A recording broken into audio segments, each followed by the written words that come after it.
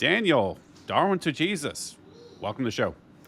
Hey, thanks, Brett. It's great to be here. Yeah. We've been sort of talking on Twitter for a while. We've been back and forth a bunch. I've joined one of your spaces, and it's long overdue chatting in person. So, for those of my audience who don't know, who is not aware of your account or what you're into or kind of your backstory, could you give me like the quick version, like the elevator pitch? Yeah, I think I can do that. So essentially, what I do is I have an account over on X, formerly known as Twitter, and I am a former atheist who is now a Christian. I like to post content, mostly philosophical in my view, that makes arguments for both God and for Christianity. And I also make a lot of arguments against atheism. And so I would say that's pretty much the main thing that I do and that I talk about. Got it. So, how did you end up there, man? It seems like a strange direction to go. A lot of religious people end up atheists, but not, it doesn't seem to be, at least I'm not aware of a bunch of atheists that kind of go the other direction. So, can you walk me through how you arrived there overall? Well, it's a long story. I mean, my whole testimony, normally, if I were to say what exactly went through my mind and to tell it, it normally takes me about an hour and a half to 2 hours. So I don't know Well, that don't you have want to that kind hear of it. time. Yeah, Is there like a TLDR version yeah. of that? TLDR is, I guess, that I was very much against religion and Christianity, thought it was harmful, and then something happened that completely changed my mind about that. And then once I started being open minded about Christianity and the idea that God might exist, I was confronted with some very troubling things that I found about atheism and what the implications of atheism are. And once I started pulling at the thread of what atheism ultimately means, I realized that atheism, like that worldview, is totally contradictory and absurd, and that it can't be true. And so, if atheism can't be true, and I don't think that it can, then at least one God must exist, because either no God exists or at least one God exists. And so, once you're down to one God existing, or at least one God existing, then it's a question of, well, is it theism or is it deism? You know, is it a personal God or is it an impersonal God? And I've always had really strong moral convictions, and I think that if such a thing as objective morality is true, then the God must be personal, because he's given us these commands or these intuitions, so he cares about how we live our lives. And so that means theism is true. And then if you're down to theism, then it's basically, okay, well, which religion is it? Because obviously this God is going to make it so that at least one of these religions is true. I shouldn't say at least one, I should say one of these religions, because a lot of religions contradict each other in very significant ways. And so once you're looking at one of the religions as being true, I think that Christianity is just a clear front runner. It's just not even close, frankly, in my view. And so that's kind of a very quick version of my testimony. Got it. Thanks for that, by the way. And let's ground in some definitions first. Sure. So when you say atheist, I think you and I have been back and forth about this. When you say atheism, what do you mean technically? Right. Well, I mean the claim that God does not exist, the denial of the claim that God does not exist. And yes, I am aware that, of course, I'm aware that many atheists say that atheism is just a lack of belief in God. But I think that that's strictly speaking agnosticism, that that's not atheism. And I know that words can mean different things, but I think that it's much cleaner to just say that atheism is the rejection of the claim that God exists. And then if you're saying, well, I don't believe either way, I don't believe that a God exists and I don't believe that no God exists, the clear name for that should be agnosticism. And that's what a lot of agnostics feel. A lot of agnostics are like, why are you all taking our position but calling yourselves atheists? And then you're calling us atheists. We're not atheists. So a lot of agnostics are upset about this as well. And I think rightly so.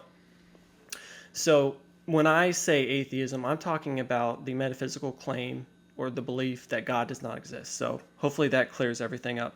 It does, and I think that I'm one of these people that falls into that camp where I Number one, like I've got nothing against religion. I think you and I have talked. Like I've got a lot of positive things to say about Christianity and its influence on the West, and I think it's foolish to dispense with that lightly.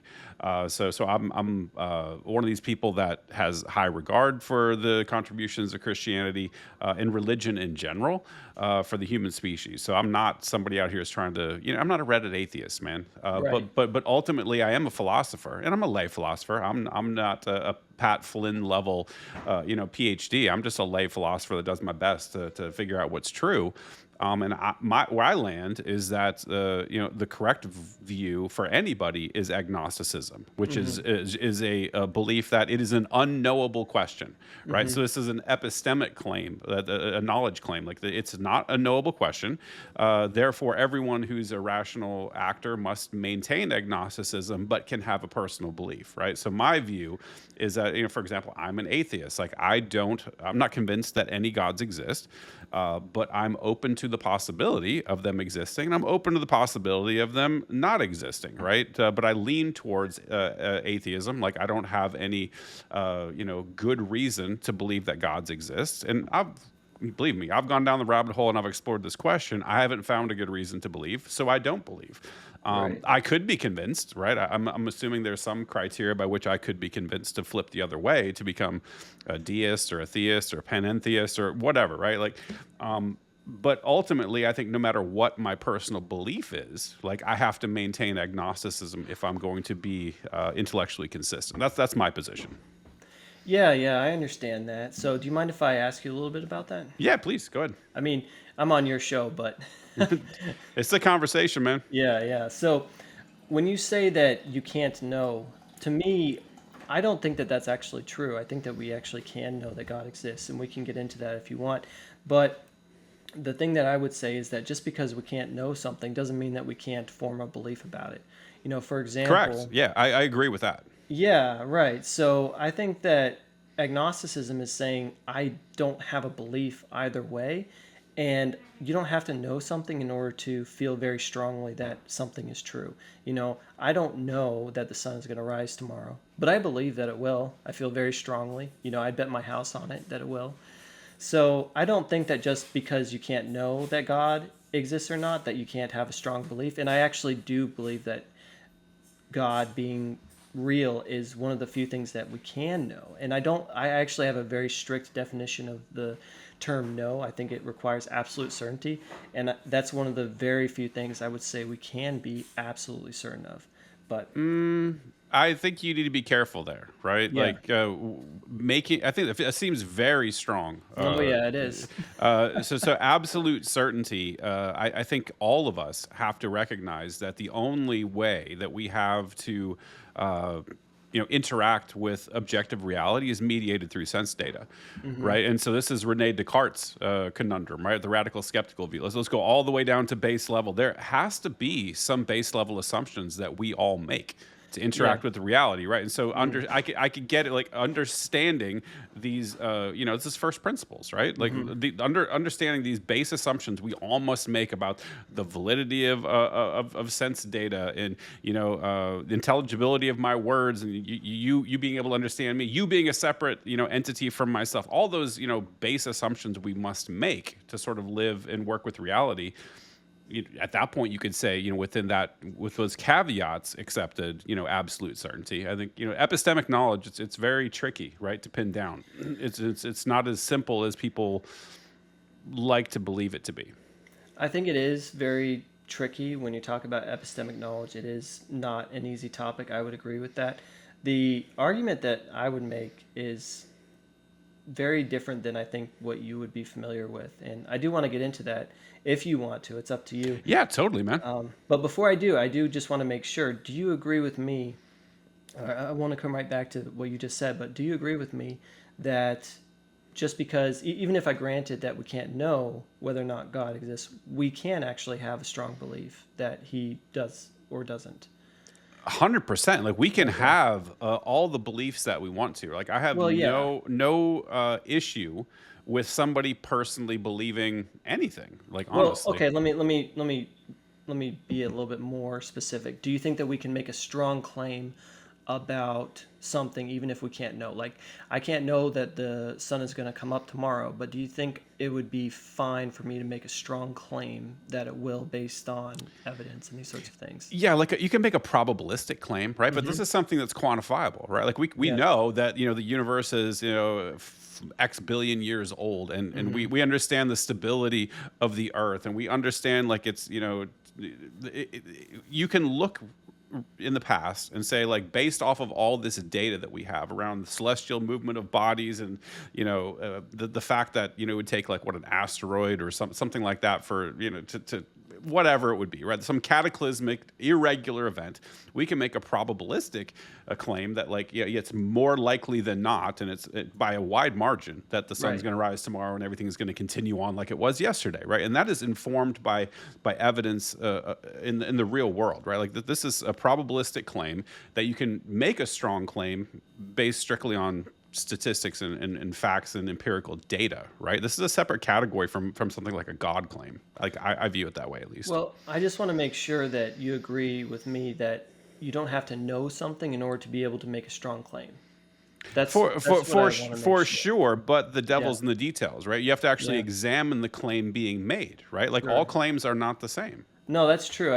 It seemed like you were saying, well, we can't know if God exists or not, so you can't make a strong claim. And I'm like, well, that's clearly not true all the time, you No, no, know? no, for sure. Like I said, like I get annoyed at people that make knowledge claims. I guess that's the best way to put it. Like epistemic Mhm. claims about the nature of existence or non-existence of gods. Equally, I get annoyed by both sides. Yeah. Okay. So I said we were going to come back to this argument about why I do feel absolutely certain. So do you want to hear that? Yeah, please hit me. Okay. So the reason why, and let me know if I lose you anywhere, and if you need any definitions or anything. But essentially, what the reason is that I don't think that we can have certainty about anything unless there's a God. And I don't think that we can deny that we have certainty because being uncertain requires certainty. So there's kind of a lot to unpack there, but that's essentially the argument is that basically God is a necessary precondition for the possibility of certainty, and we have certainty because we can't be uncertain of everything, and so therefore God exists. So it's a transcendental sort of argument. Does that make sense at least, the form? The form does, but I really struggle Yeah. with with the application. Right. Yeah, so probably you need a lot of justification for premise one and premise two, right? All right, so premise one, God is a necessary precondition for the possibility of certainty. The reason why I say this is because if there's no God, then nothing made us.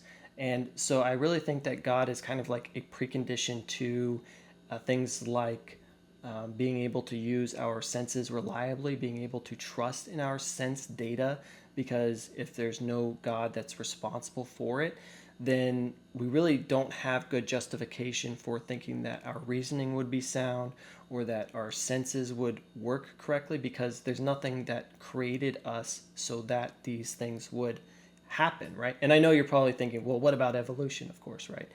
But I don't think that evolution actually gets you there because evolution doesn't have any goals. Evolution doesn't Well, have sure it any. does. Sure No, it does. doesn't. All evolution is make copies. That's all it is. Right, but it doesn't have the goal of making copies. So there's a difference between describing what something does and saying it has the goal of doing it, right? Yeah, So, yeah. There's no so water mind doesn't have behind the it goal. driving the process, right? Right. Just evolution is a mechanistic Hmm. process that has a resultant outcome Yeah. of copies, right? And then Right. mutations, which create the best types of copies, and those Sure. propagate forward. You know the argument around Well, it. remember too, though, that the only way that you can even think that you know anything about how evolution works is to kind of beg the question, right? Which is the question is, why do we think that we can reliably trust in our senses, in our reasoning, and these sorts of things if they came about through something other than no mind was involved? You know, Yeah, like I don't think it's a problem. I don't really think that's an issue, I right? do. Because and let me give me my argument. Tell me Yeah. where I'm wrong. Is the sense data argument Hmm. is empirically validated, right? Like I said, there's an Hmm. assumption made that like all the things we talked about, we're not living in a matrix, not a brain in a tank, right? With that set aside, like we can test our sense data for validity, right? Like we can go out in the real world and we can make hypothesis. Yeah. Like we interact with the world through our senses, and there's stability around that, right? Hmm. We see the color blue in the sky every single time. Like when we hold Yeah. a rock and we let go, it falls towards the earth every single time. Right? We by existing as a biological entity, we are constantly testing and validating that our sense data works, right? And Yeah. I don't think So that there's anything contingent upon it, a mind, setting forth the evolutionary processes that resulted in whatever organs we use for acquiring sense data, right? Like I yeah. don't see a necessity there, a contingent, component. So two things. The first thing is that when you say we can test our sense data, I don't think that that's actually correct. I mean, we can, but you have to actually beg the question in order to test it. Because what do you use in order to test your sense data? You have Yeah, to it's use just your your sense senses, data. Yeah, right? 100%. That's what I'm saying. Like you have So to you can't. go all the way to the base level Yeah. and say, I understand. I might Hmm. be there might be a Yeah. mad demon, Descartes' demon that's, Sure. So you really can't test your sense data. You just have to assume that it's working. Is my point? Because right, but you're but really a begging the theist and an question. atheist are stuck in the same quandary though. Yeah, but that's not my point. My point is which type of world does it make sense that your sense data would actually be reliable? The one where, Both. yeah, I don't I agree don't at all. see because So I think think about that this. there's a lot of theists that believe that God directs evolution. Right? There's more Yeah, sophisticated people yeah, that say like, look, but evolution that's is still true. different. How is it That's different? still different because if God is directing evolution, then there's a mind. There's actually still telos. There's still purpose behind evolution. So God has used evolution. It's like if I controlled the wind, right? The wind is mindless, okay? But if I controlled the wind and was able to somehow make you a car, well, as long as you know that my mind is behind making that car and I just used the wind to do it, it would be pretty, reasonable for you to trust that the car would work correctly. But if you thought that there was no mind behind watching this wind make a car, you watched a car be made and you didn't see any mind, you had no reason to suspect a mind other than just the fact that there's a car now, and I was able to convince you that there was no mind involved, it really wouldn't be reasonable to get in that car and expect it to work. Do you see what I'm saying? Yeah, but that's not appropriate analogy, right? That's not apples to I apples, think right? that Like it is. I don't think it fits at all, right? Because I believe that Well, there's a you lot agree of though, right? with what the wind part, the Yeah, wind. yeah. Yeah, well, yeah, of course, wind does not just spontaneously erect a human engineered thing like a car. Like that doesn't happen. Well, no, the point is that when something comes about mindlessly, that needs a lot of telos, a lot of purpose in order to work, it wouldn't be reasonable to expect it would work if it came about through some kind of mindless process. I don't think that's true. So let's simplify the complexity a little bit. Let's talk about the formation of stars in the early Hmm. universe, right? Hmm. Like that clearly Yeah. is analogous to like a human being. Like there's a a legitimate mechanistic process that's going on, meaning nuclear fusion in the core of a star, right? Yeah. Like that created the the heavy elements that Hmm. explode. The whole story, right? Like Sure. this is a precursor to evolution, and this happens as well. This is the universe just behaving the way it does mechanistically. Hmm. There's no need to invoke a mind to understand Well, like this is how it works. well, I think actually there totally is because of the reason why the stars form in the first place, which has to do with fine tuning, right? Yeah, So that's certainly a component, and right. fine And that's a tuning. huge component. So the reason why the stars form the way that they do, the reason why there's complexity in the first place, to the extent that there is because of a tremendous, unfathomable amount of fine tuning. I mean, it's just unbelievable. We're talking about huge numbers. And I think that the best explanation for that is a mind. And I know that you want to cut in here, but let me just say, have you heard of the game of life? Of course, yeah. Okay, so for anybody that hasn't heard of the Game of Life, the Game of Life is something that was developed. I don't remember the guy's name, so if you do, go ahead and tell me. I don't remember. I'm old, Right. but I'm not that old. That's like from the 40s or 50s or Yeah. something. Well, basically, this guy set up these rules so that if you just press on one part of the keyboard, there's like this grid, and it creates all these really intricate patterns, and there are like almost like these machines that start coming about, and all these really amazing things, like really complex things, are able to come about based on just some simple rules that he created. But what a lot of people don't know is that it took him a long time to actually find the particular set of rules that would lead to all of this complexity. So, in other words, a lot of people like to appeal to the game of life in order to say, well, look, you can get all this complexity without a mind, but it actually required a mind to come up with the right set of parameters so that the complexity would arise in the first place. So the mind, his mind, had to look through all the different sets of rules that were possible, and then he found one that led to a bunch of complexity, and he used that one to create the game of life. And in the same way, tying this back, when we talk about the fine tuning, I think obviously the best explanation is that a mind, went through all the different parameters that were possible and found the best one for bringing about complexity, and then voila. So that's where we get stars and things like that forming, is because of fine tuning, which I think goes back to a mind. Yeah, but you're probably aware of the counter argument, right? Which is that we would not have found ourselves in a universe that was, with different cosmological constants, right? Yeah, And we don't understand the way universes, the anthropic principle. yeah, we don't understand the way universes come into being, right? And there's no, reason to believe that ours is the Hmm. only universe that exists anywhere, right? And so, like, there could be an infinite number of universes with different cosmological constants, and some of them don't support life, and some of them, it's like Well, experimentation. two things. You gave me two arguments there, right? There's the anthropic principle, and then there's the multiverse hypothesis, right? Is that fair? Yeah, for sure. Okay. Okay, so when you talk about the anthropic principle, I really don't think that this is a good rebuttal, and here's why.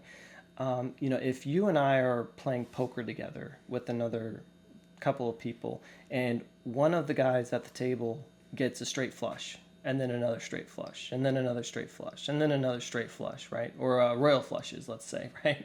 And he gets 50 royal flushes in a row.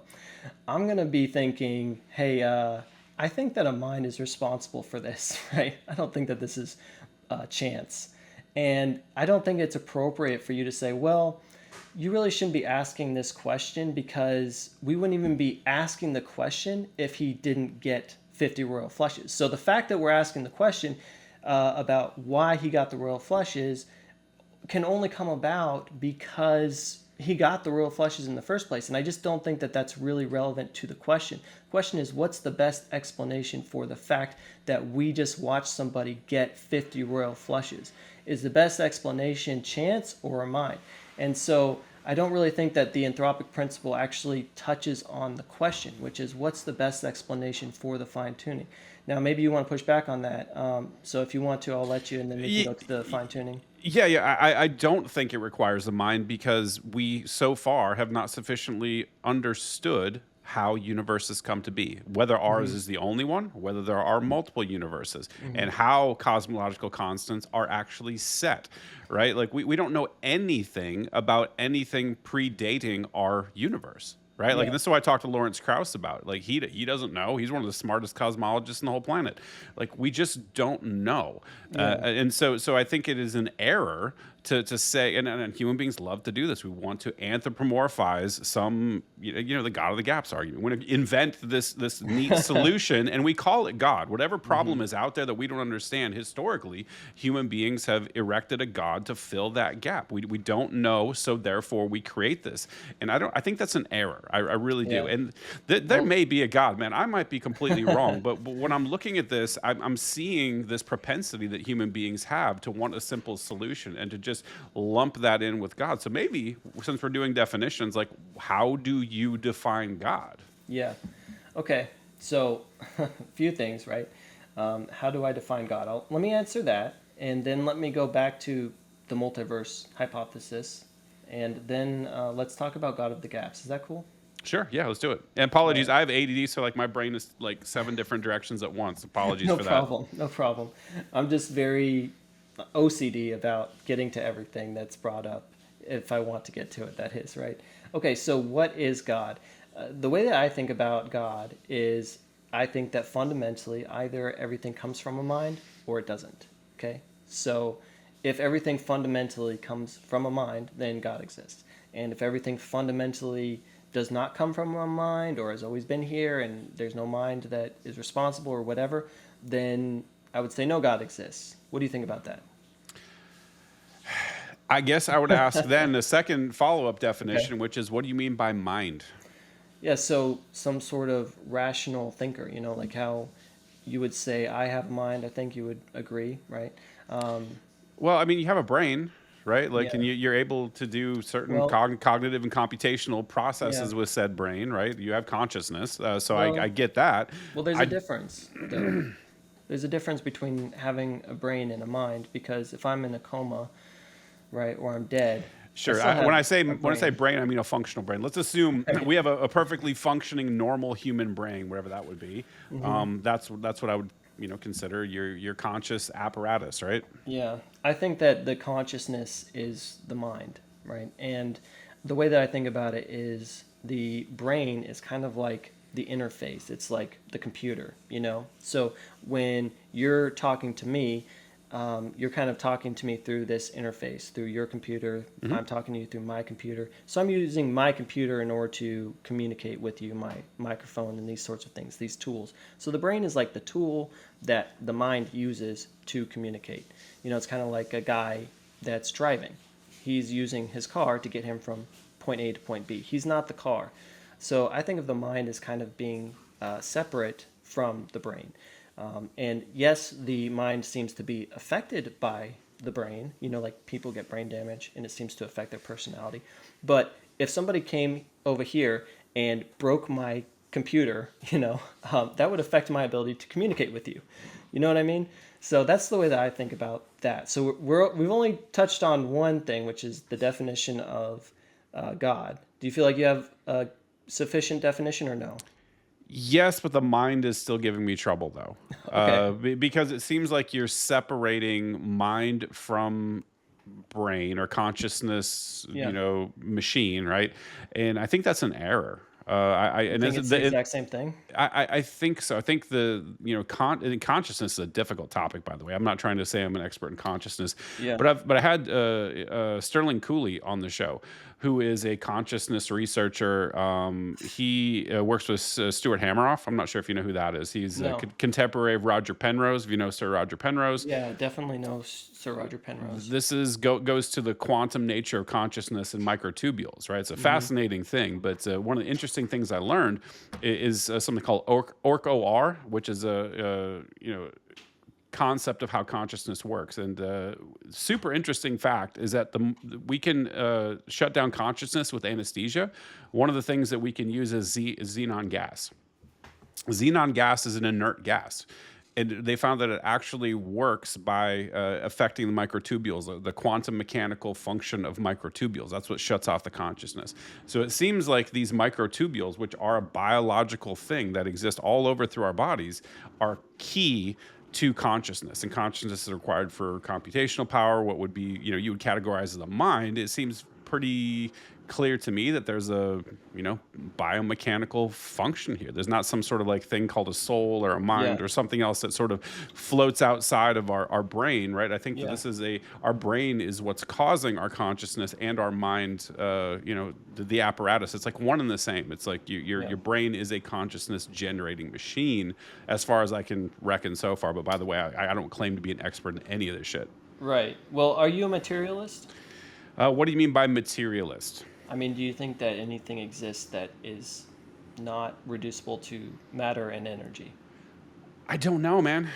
Right? Like it's Okay. very difficult to say because we're bound to this. This comes down to like the trying to falsify the multiverse hypothesis, right? Like Sure. there's certain limitations of information transmission, right? Like there's stuff that we can't know. that we can only make our best guess. And so I try to remain technically agnostic about those questions as well. If it's not knowable, I kind of have to sit in the middle and say, I don't know. And then I kind of just toy with ideas and like, well, and believe me, I sometimes flip to either side of various arguments. I'm like, well, I'm actually a little bit more convinced because of this, but then somebody will come with some additional arguments or evidence, and I'll be like, I'm actually kind of persuaded by that. And so I will say, I would generally that would be my rule, yeah, because that's something that we know. Right. We understand, the materialist view, like that exists for sure. The universe exists. These things are clearly, out there.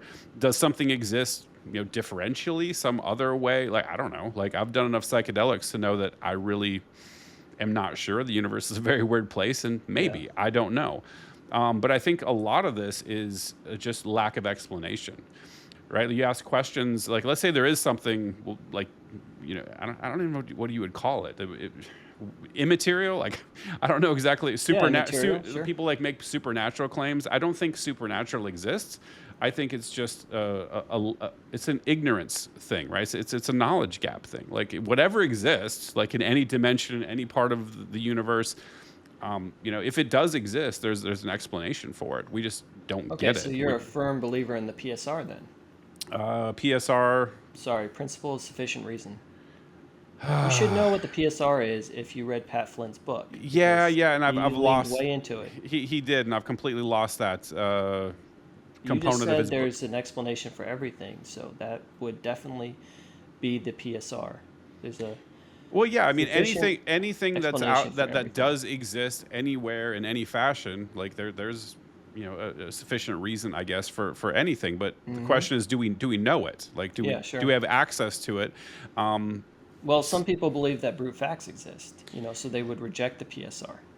But it sounds like you are not one of them. So that's cool. No, no, I no, agree no. with you. I'm very open to infinite number of possibilities, and I think Yeah. that human beings are extraordinarily limited in what our cognitive abilities are, our abilities to, figure out what exists in our own universe, let alone whatever the hell might be beyond that, right? Like I think that we probably underestimate how much is out there and how different things could be. Like I said, I'm open to the multiverse theory, and I think that there could be the whatever the substrate that our universe formed from is probably infinite and fractal, and there's probably bajillion universes out there, all with different characteristics. Like I think that's an entirely possible or entirely plausible hypothesis, but Yeah. we just can't know, man. Like we can't even figure out Well, what the world here is going to look like in 2 weeks.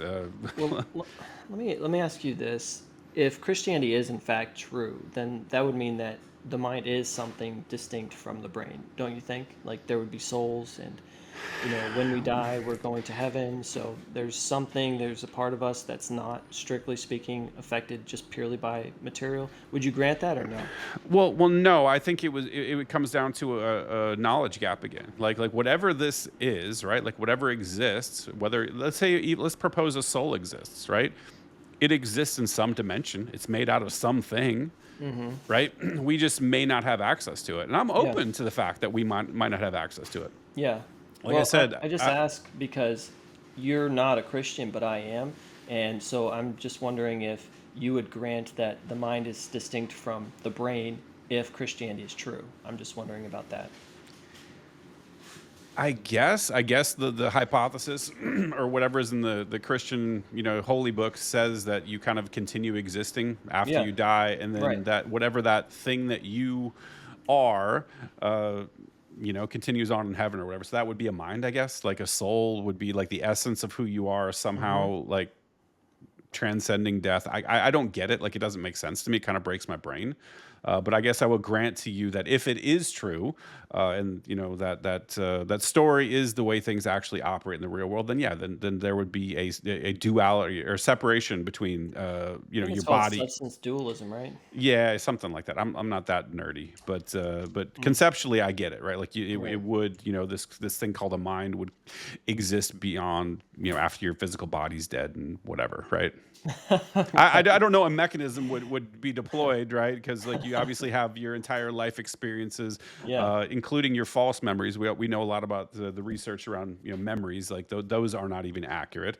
I don't know how those get carried forward or what the mechanism would be, but it would be by some mechanism. It's not magic, right? It's not like I don't believe in Well, magic and I don't believe in superstition type of stuff. Like that's I don't know. I mean, I think that some atheists tend to use the word magic whenever somebody's talking about something that happens that isn't caused by material, and I think that that's a pretty loose yeah, definition yeah, of and the I don't want word. to be insulting when I use that Yeah, because I know I see it's people fine. be very insulting with, but that I don't know what else to use, right? Like Yeah. it's like you like okay, we have the material things that Hmm. we understand, and then there's this kind of explanatory gap where people just kind of say it's like it's an invocation for magic of some sort. There's some supernatural thing that just kind of I don't know I don't know how to say it So in a way that's not insulting, I guess.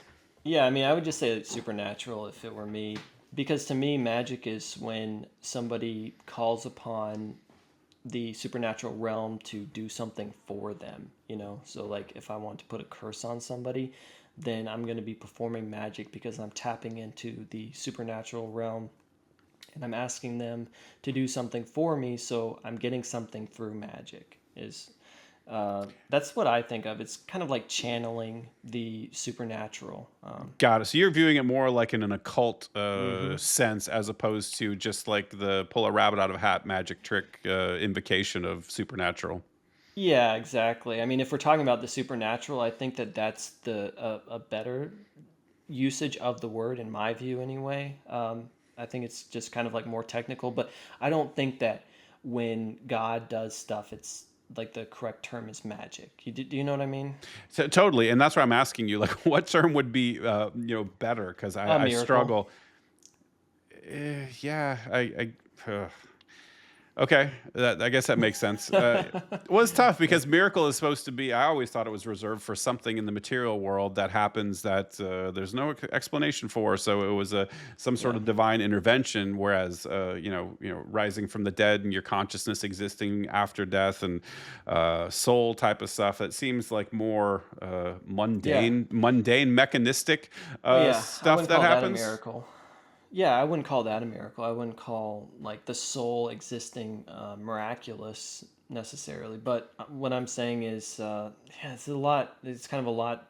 This is kind of a weird conversation right now because, a lot of atheists they just say, like if God does anything, then it's magic, and I would disagree with that. But then there are supernatural parts to our reality in my view, like we have a soul, and I wouldn't call that magic or a miracle, but I do think that it's not material. Our soul is not a material thing, and that it goes to heaven. And, so if our soul goes to heaven, I wouldn't call that a miracle or magic or either. Now, it might be technically a miracle. I don't know. I haven't really thought about it before this conversation. But I'm not saying that anything that happens that's supernatural is a miracle, just to be clear. I'm not saying that.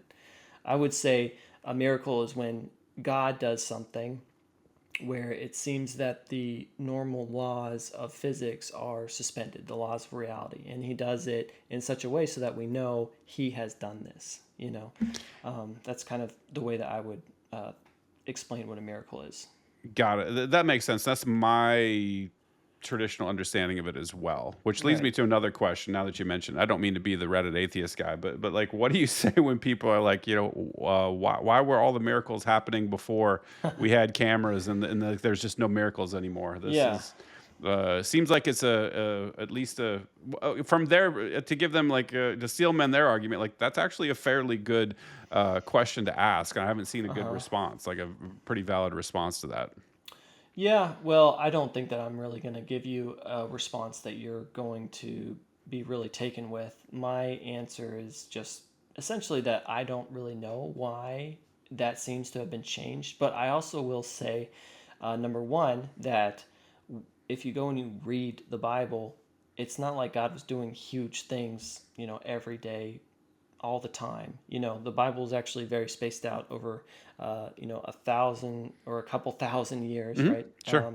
And so things are happening, and it's kind of telling you the key details. And so it seems like God is doing huge things, all the time back then, but actually, if you really think about it, He's doing big things sporadically for a certain people, typically, right? So it's very specific. The rest of the world, if God wasn't performing miracles for them or whatever, and it was just for the Jews, which is all we really know about, they would probably think that miracles weren't even happening, right? So I think it's actually way more specific than people realize when they ask this sort of question, and that God was, in my view, the explanation I would give, I suppose, is that God used miracles to get the Israelites to where they needed to be in order to bring about Jesus Christ. And then after Jesus Christ, died and was resurrected, that God didn't need to be so hands-on. Now that's obviously speculation because I don't know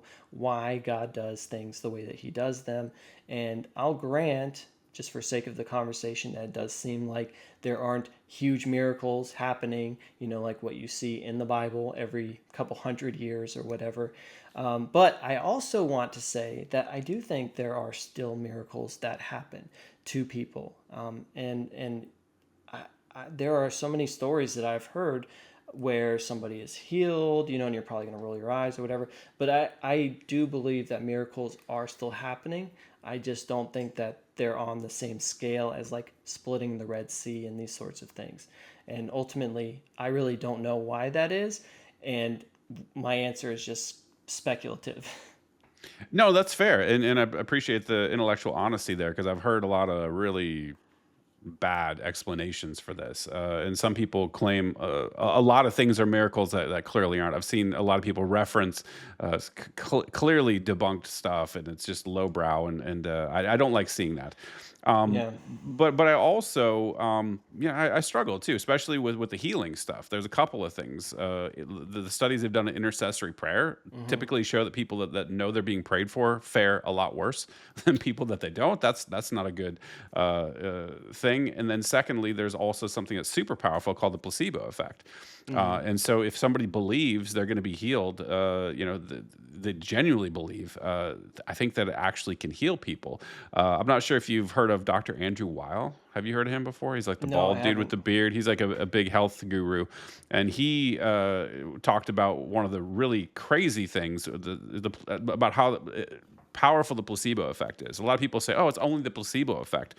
It's actually incredibly powerful. They did a study where they told participants that they would be burned with a hot poker, right? So that in this thing, like it turned red, it looked like it was super hot, and they touched the people's skin temporarily, and they got water blisters, Really? and it was cold. Like there was no heat to it whatsoever, and that so the placebo effect is well documented, and if That's somebody has fascinating. I hadn't heard of yeah, that. yeah. And so if somebody has an expectation they're going to be healed, I wouldn't necessarily ascribe that to a miracle. It just might just be the placebo effect doing its thing. Like you just never know. Yeah, it could be. I'm not saying that it can't be, but it also could be a miracle, right? And I think that God, well, I believe I know actually that God exists. And so I think that, when we pray for people, that God can and does heal people, here and there. I don't think that, as a Christian, I think that that's totally normal. And I think that as a Christian, that's what we really should believe, And this is just kind of like a worldview analysis, right? So, of course, you're going to have to try to explain these sorts of crazy healings in one way. And I, as a Christian who believe in God and miracles, I'm not always going to agree with you on how you explain that. And I'm not going to say that every time it's God, but I'm also not going to say that every time it's the placebo effect either. I don't.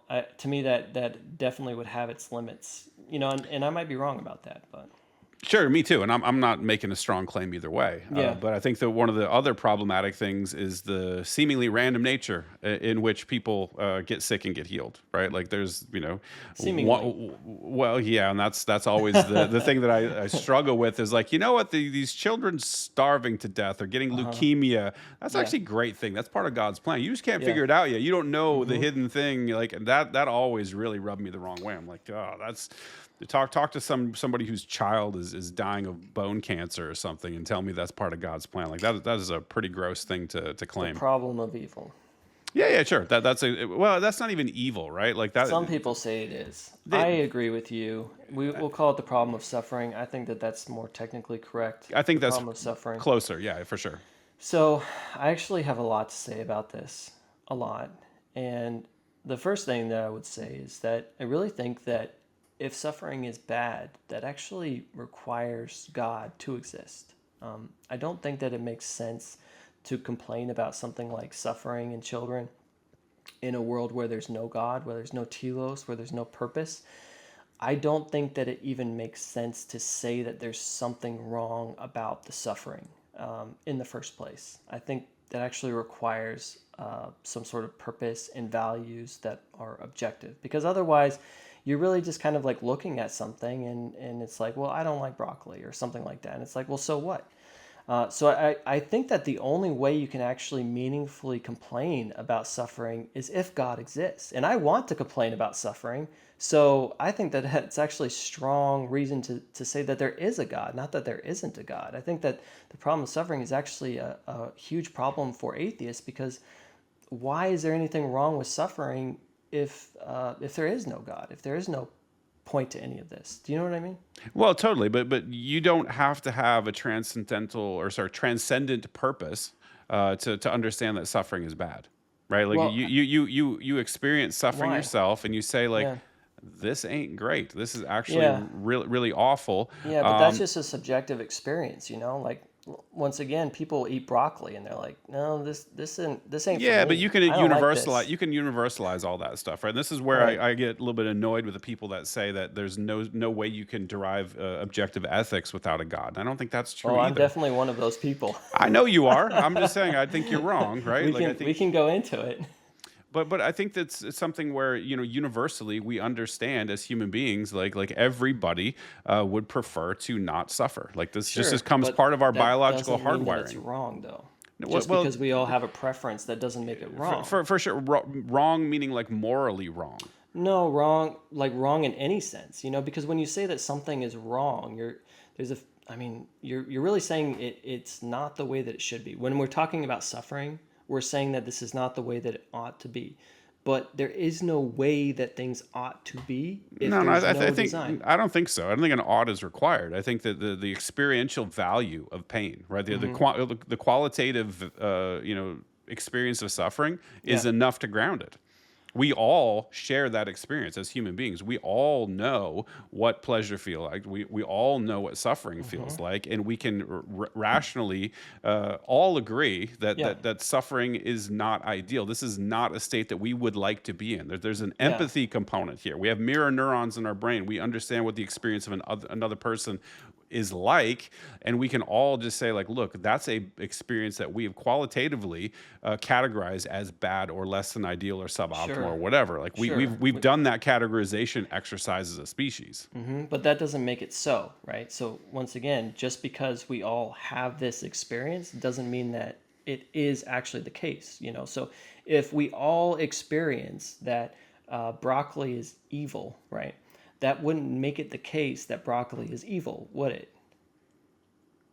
I don't know what broccoli is evil would even mean, but I do understand that like every Yeah. human being is like, look, Like if just you were because we given all, and I don't even think I would grant that, but let's just say for sake of the argument, we all agree that doesn't make, we're not truth makers. We're not God, right? God is the truth maker. He's the one that makes things the way that they are. So if there's no God and we all just have this experience, it doesn't make it the case that we can just say, well, since we all agree on this, therefore we can give it a value that's now somehow objective. That just doesn't work in my view. Well, I think it does because we all we all do agree. For example, like we do not want to have our arm broke. We have the given the choice, right? Like you Sure. want to have your arm broken, have all the bones sticking out of your flesh and get gangrene and slowly Yeah. die in a really painful way. If you gave everybody the choice, they would all choose to keep their limb intact and not have Yeah. that thing happen to them, right? Sure, I'll just grant it. Yeah, but that still doesn't mean that it's bad for it to happen. Like we Well, don't we've like called it. it bad. We've all said Sure. this is not preferable, right? Like universally Well, what? preferable is Yeah. this is not UPB. yeah. You familiar with Stefan Molyneux's Yeah, of argument? course. Yeah. Yeah. So it's kind of like that, but for biology, right? Like hmm this is a state that all human beings can prefer, Yeah. right? Well, Like if all human beings preferred molesting children, would you say it was good? no, but Right. if you're working from a UPB standpoint, you can't. That can't be universally preferable behavior, right? Why not? Well, are you familiar with the UPB arguments, like how it's derived? It's been a while since I went through it, Yeah, since I so thought about it. yeah, it's not moral subjectivity at all. It's actually Hmm. a case for universal ethics. It's probably Yeah. way way longer than we have time for now. Okay. But and actually, maybe we should talk about it in a second interaction, because UPB is actually super interesting, and it took me a while to get it as well. Right? It's Yeah. not because it's not making a claim that this is something that everybody does prefer. Hmm. It's around ethics, right? These are things that we determine are unethical or ethical. These are action Yeah. based, right? Yeah. And so, what actions, for example, can you and I both prefer at the same time? Are you That- asking me that? yeah, well, I'm saying that's really what it comes down to. Is like, what actions can you and I both prefer at the same time? Really, what it comes down to is delineating actions which are ethical violations, Yeah. right? Like, it really comes down Violation. to, Violation of what? of your individual sovereignty, right? And where does that come from? Your bodily autonomy. What do you mean? Where does it come from? Yeah, I mean, like, what gives you bodily autonomy? Like, why do human beings have dignity on an atheistic worldview? I mean, isn't that what you're Well, so it presupposing? comes from self ownership, right? It's like you own yourself. You control Hmm. this meat machine, right? So you have self ownership over the boundaries of your skin, like your flesh. Well, Like this do is you this is control it? I mean, do you believe in libertarian free will? no, of course not. Libertarian free will Well, then you don't is control it. You're nonsense. controlled. Well, no. Well, there's an argument about how much is. Are you a compatibilist? I don't know Oh, exactly. come on. That's something that I'm still struggling with, right? I don't. I'm Compatibilism not. is nonsense. It's the I'm word no. game. I'm not a strict determinist, and I clearly don't believe in libertarian free will. Well, then we're I not controlling our bodies. well, sure we are. We have some control of How? this for sure. Like, we have the ability to control, but I don't know how much is deterministic and how much control we have to exert. Like Dan Dennett likes to call it free won't, right? Like the ability to He's a arrest. compatibilist.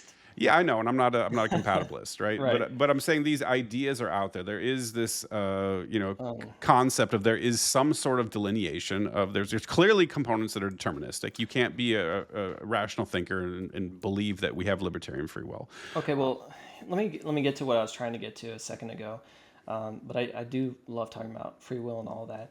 But what I was trying to get to is this idea that human beings have dignity, because I really do think that that's what you're appealing to. And if you disagree, let me know. I don't know. Define dignity. I'm not sure exactly Yeah, what you mean by that. it means like, why is it wrong for me to walk down the sidewalk and kick a baby like into the curb, but it's fine if I kick a rock into the curb? Like, what's the difference between a baby and a rock? And what I think we all recognize is that a baby has some kind of like dignity. They have like this value, this moral value, where a baby, they need to be treated correctly in a certain dignified sort of way that a rock doesn't get, and actually I would say probably an ant does not get, or a fly, or even maybe a dog does not get the dignity, because these things seem to not have the same moral value as a human being. Would you agree with that? Certainly for inanimate objects like rocks, yes. And Okay. I think it gets a little bit dicey when you start talking about other sentient creatures. And I don't claim to have an answer here. I think Hmm. the Molyneux perspective is that ethics is a relationship, right? It's not something that's dictated from on high. That if you're talking with or you're interacting with a creature that's not capable of understanding ethics, Yeah. you can't have an ethical relationship with them, right? And so I think that's the crux of his argument. I don't know exactly where I land because I struggled, right? I think there's a lot of people that talk about the difference between humans and animals, Hmm. particularly ones that are very close to us genetically. And if you Right. start, like what is it about a human specifically? And then Exactly. you That's what I want to take, know. yeah, yeah, and I that's want to know, like, name the trait. that's a hard problem. That is a hard problem, and I Oh, I think will. it's impossible. Maybe it is, but I struggle with that, and You should. I'm not claiming to be an expert in ethics. I'm not Yeah. claiming to be an expert in philosophy. I'm Yeah. just some dude on the internet trying to figure some stuff out. Well, I Uh, mean, just think about this, though. I mean, think about it. We both recognize, I think, that human beings have dignity. I think we both recognize that. We both recognize that there's something about human beings that is special, that is morally significant, that does separate us from other animals. I think that we both do recognize that. And the question is, what sort of world does that actually make sense in? How do you explain that? And I think that when you have these obvious things that are just so apparent to you, and they're screaming for some sort of justification. We should try to actually justify it. And we should say, okay, what kind of world makes sense of this? You know, is it a world where there's no plan for us, where we're just an accident, where we just evolved, chemically or whatever, and we just like nothing wanted us to exist here? Or does it make sense if we come from a creator, like if there's a God who cares about us, and who made us in his image to be special in some sort of way, right? Like, I think that that's so much better explained on theism over atheism. Yeah, to me that just smacks of ego, right? Like it really does. Like we like to tell ourselves, and a lot of this isn't just religion, right? This is my observation of human beings generally, is we love to be special. Right? We Yeah. want the tribe that we belong to be special. We want our team to win the Super Bowl. We want to think that we're the center of the entire universe. And I don't think that we are. I don't think that we're that different from the animals. I know we're not. Like you can look at how we evolved, the common ancestors we evolved from. We look at our closest cousins. They're not that different, but I do agree with you that human beings are clearly special in the animal kingdom. Like, look what like our just the fact that we have, self awareness. Like, we Right. understand. Like, for example, we know that we can be threatened with pain in the future. Like, you can't do it with any other animal. We know we're going to die. Like, there's certain things that are very, very special for humans, but I think it's just something that we're further along, we're further evolved. And it doesn't necessarily put us in a separate category that begs for this grand plan. We were created like, Yeah. I think a lot of that appeals to ego, and I'm very sensitive to that. Probably, especially since I've done some high dose psychedelic experiences, which interestingly led me to explore the God question again. So But also took my ego away to where I'm like, oh, you're actually very insignificant in the grand picture, and yeah. you're very much part of something much larger. And I needed a little bit of an ego reset. And so when I hear those arguments, I'm always kind of like, a little bit. I bristle at those a little bit. I understand where you're coming from. And I think a lot of atheists, and I'm not saying that you're this way, but a lot of atheists do pay lip service to this idea that if there's a God and he made us, this is like something that human beings want to be true because we have ego. But frankly, most of the biggest egomaniacs I've met are atheists, right? So this isn't just like if it's just about ego, then why are the biggest egomaniacs atheists? That's really strange, and I think that that's true. I don't know if they are, man. Like, I know that you probably interact with the worst of them, and I think there's a lot more. I'm not saying all atheists No, no, are I know, I know, egomaniacs. I I'm saying know. like the biggest egomaniacs tend to be atheists. Like if I want to go and find some real big egomaniacs, I'm gonna go look in the atheist pools of people. That hasn't been my experience. Who are you talking about? Do you have like celebrity atheists in Oh, mind, I or is mean, this like just like a look at Matt Dillahunty, Christopher Hitchens. Hish was, yeah, for sure. Right. I mean, and how many people love him? Like, how many atheists love him? Yeah, and I think honestly, what you're sensing, and you probably know this already, being on the other side of it, is a lot of religious trauma, right? Like, a lot of people have bad experiences with various religious systems and with the people in those systems, and feeling like I resonate with this, like feeling like you just got straight up tricked. You got a silly trick played on you, and you feel dumb, and then now you want to be like the person that goes out and tries to tear the whole thing down. Like that's where the Reddit atheist thing comes from. I don't know if it is necessarily indicative of ego. It just might be hurt. It might just be I think trauma and damage. I think there's definitely an aspect of that that's true. I think that there are definitely quite a few hurt atheists, but I also think that there's something very ego driven about atheism because now there's no God, so you kind of get to play God. And I'm not saying that's necessarily what you're doing, but I do think that is a huge component of atheism because now God doesn't make the rules, God doesn't exist, so who gets to make the rules? Oh, we do, and God isn't the truth maker, so who gets to make the truth? Oh, guess what? We do, And I think that we've seen some really big tragedies come from that way of thinking. If you look at the 20th century and the atrocities that happened because man was trying to play God. Look at these communist countries where what was promised. It was like, we are going to remove God, and then we are going to create a utopia, and instead it led to absolute disaster, but what were those dictators doing? Playing God. So I You understand. will get no argument or pushback from me there. Like I think it was a serious mistake to Hmm. pull down the cathedral of Christianity from Western culture and replace it with nothing and expect anything but what we saw in the 20th century. Well, you rightly called out this descent into nihilism and hedonism and all these permutations. It's not been good from a utilitarian perspective. But Yeah. I'm like I said, I'm concerned with what's true, not Yeah. necessarily what's of utilitarian value. And maybe I should be concerned more with the utilitarian stuff. I am to some degree, but that doesn't Oh, you know, lead me to abandon my search for truth, right? okay, well, actually, I really want to talk about this. I don't know how much more time we have, but I'd love to talk about what this idea of pursuing truth actually means because I've been Hmm? thinking about this lately, and you're going to be pretty much the first person to hear this argument. But I was thinking the other day, what does it actually mean about the world we live in where pursuing truth is just thought to be good? Okay? And hear me out here, okay? Because this is kind of a new thought, but I want to hear what you think about it once I'm done. What I've been thinking about is we all just are operating as if knowing what's true is good. But what does that mean, first of all? What does that mean to be good? I think what it means is that it's going to benefit us, right? Knowing the truth is going to benefit us. Because if we thought that knowing the truth was not going to benefit us, if we thought it was going to kill us, then we'd be like, don't know what's true, right? Like, I mean, would you agree with that?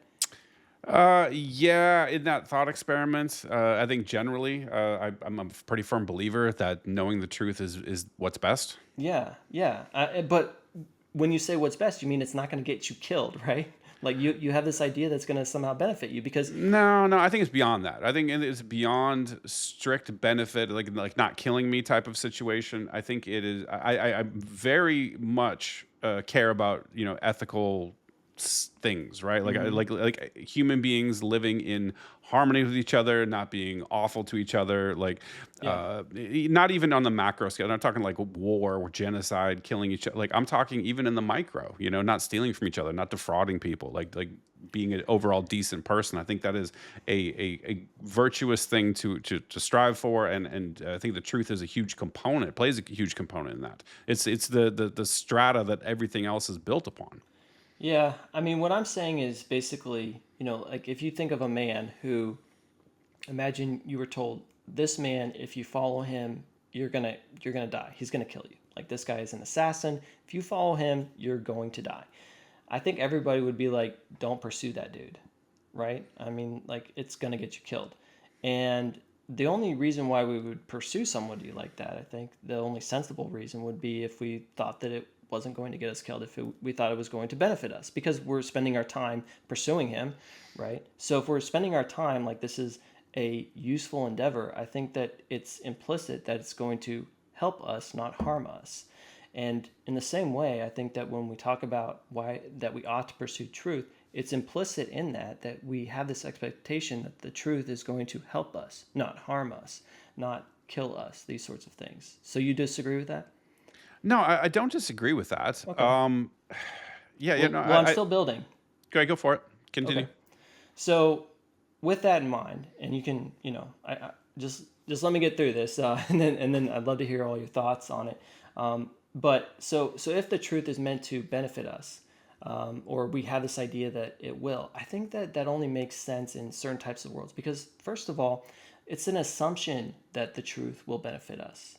Actually, the truth could hurt us. Like for example, just an easy example, it could be true that the truth will get us killed, right? Like there's nothing contradictory For sure. about that proposition. So knowing the truth could get us killed. So that could be true. There's nothing, that's not like a square circle or anything. So that could be true. But yet we don't believe that it is. But that proves right there that it could be the case that the truth will get us killed, even though we don't believe it. All right. But also there are other truths, and some examples might be like it could be true that there's no such thing as the age of consent, which would be very harmful, right? Like if there's no age of consent, or it could be true that human dignity is an illusion and doesn't actually exist, or that we can't trust our reasoning, all these things, if they were true and we discovered them and we actually accepted them as true, it would be very bad for us, right? It would probably get us killed, lead to a lot of suffering. So there are things that could be true that would get us into a lot of trouble, hurt us, and our society, these sorts of things. And yet we operate as if the truth is good. So now I want to give you, now that I've shown that the truth is not necessarily good for us, I think I've shown that.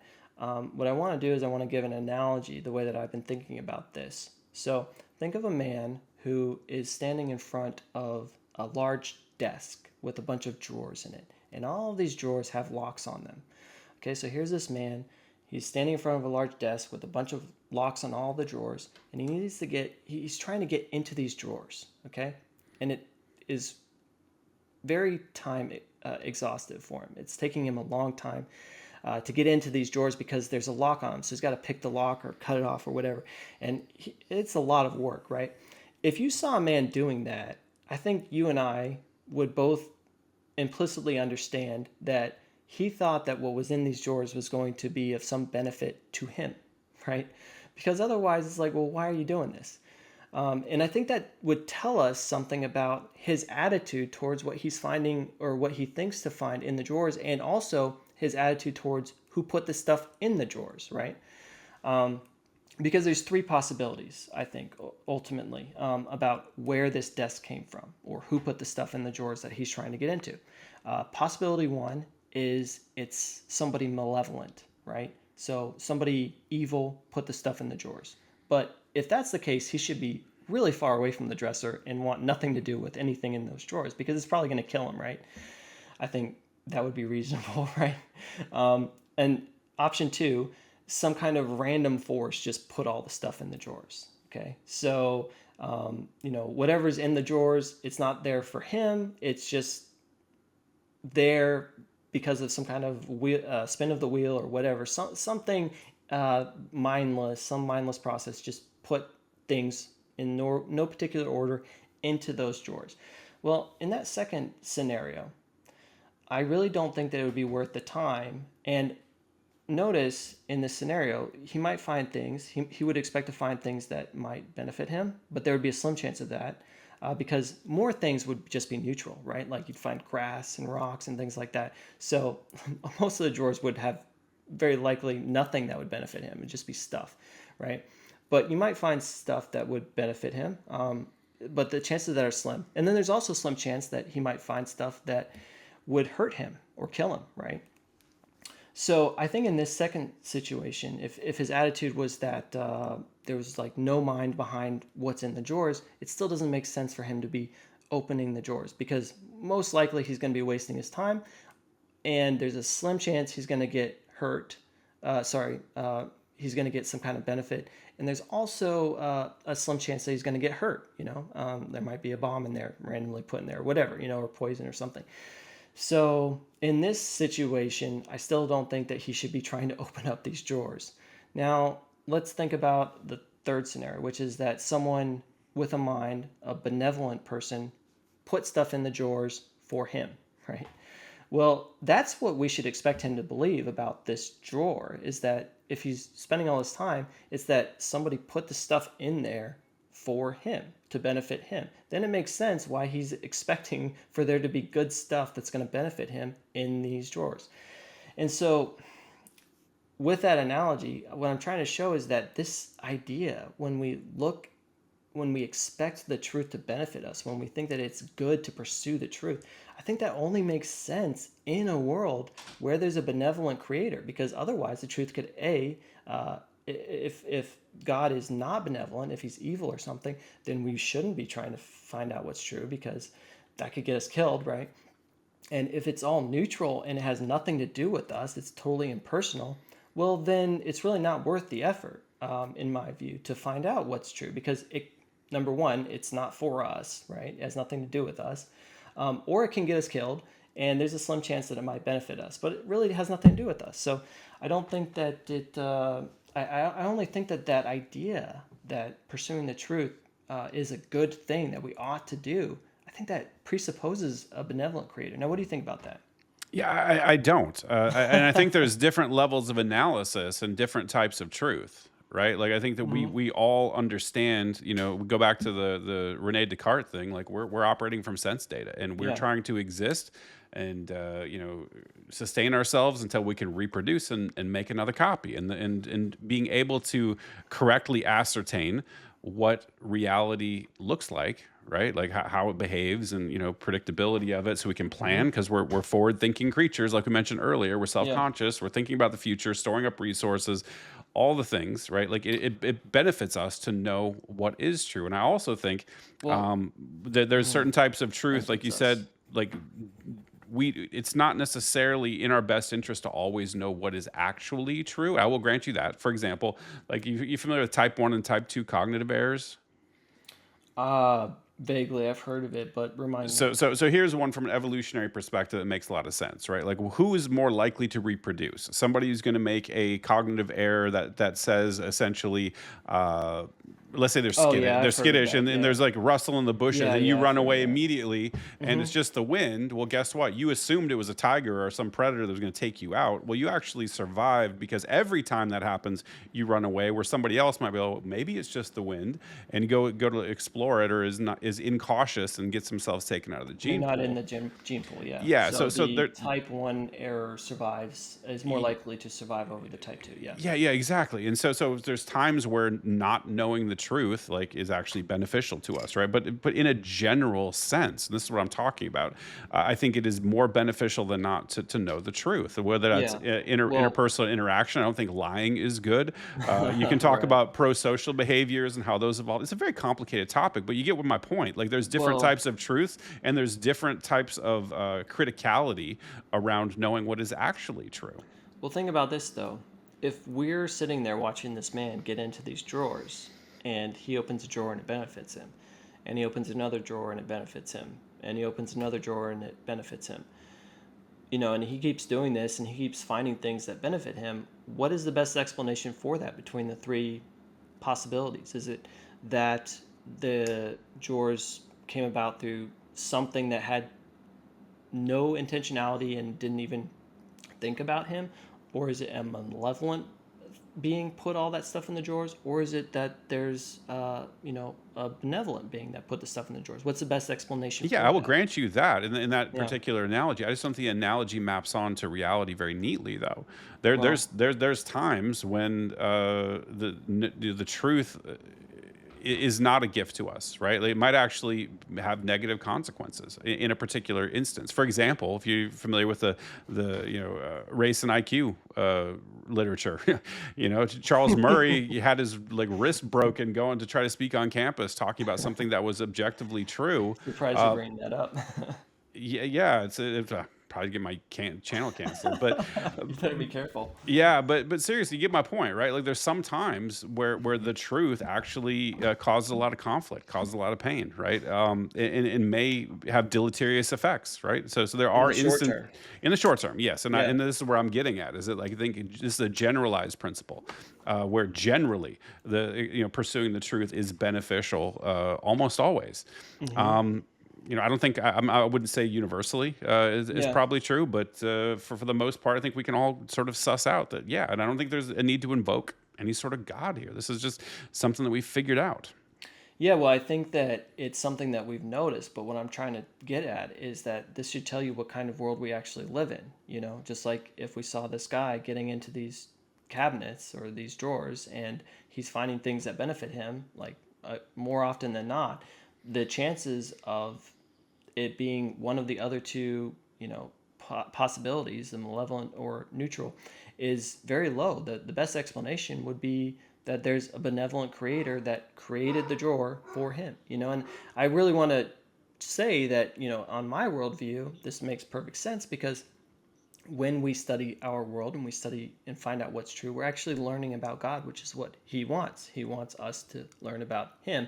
And we learn about Him, one of the ways is through what He has created. And so that's really kind of the whole point. So it would make sense for finding the truth. Like we would have this desire to find the truth, and it would make sense for the truth to benefit us because knowing God benefits us. That's why we are made is to have a relationship with God, to learn about God. So all that makes total sense on my worldview. Do you know what I mean? No, no, Hello, I are you get it. there? I get that it makes sense to you, right? Like for me, it just doesn't land. Yeah, can you hear me? Okay, we're back after some technical difficulties. Not sure how much you heard of what I said, but I said that I get your worldview. I understand why that makes sense to you. Yeah. I'm just not convinced. Like that's not a convincing argument to me. I don't know what to tell you. Convince me, bro. Or maybe not. Like Yeah. I don't see that analogy mapping on neatly, and I always have a hard time with that too. Generally, where you have this like concrete, real world example, like yeah, the wind didn't just make a fully functioning. Yeah, I know, and the guy with the drawers, like I know, it just doesn't map onto objective reality in our view about truth, the value of pursuing truth. Well, I mean, you wouldn't say that you know objective reality, right? Of course not. No, no. It has to be Yeah. mediated through our senses. And I think the more we look in, if you're a science based person, you're like, we actually hallucinate our reality. Like, this does not represent what objective reality actually is, but this is our best way to understand anything about it is through sense Yeah. data. Well, I mean, if especially if you're an empiricist, right? Are you an For sure, empiricist? I am. Yeah, I mean, Right. I don't I think was there's too. any other way to know anything about material reality. Well, I think that empiricism is self-defeating. In what way? Well, isn't the claim of empiricism that knowledge can only come via the senses? Yeah, 100%. Yeah.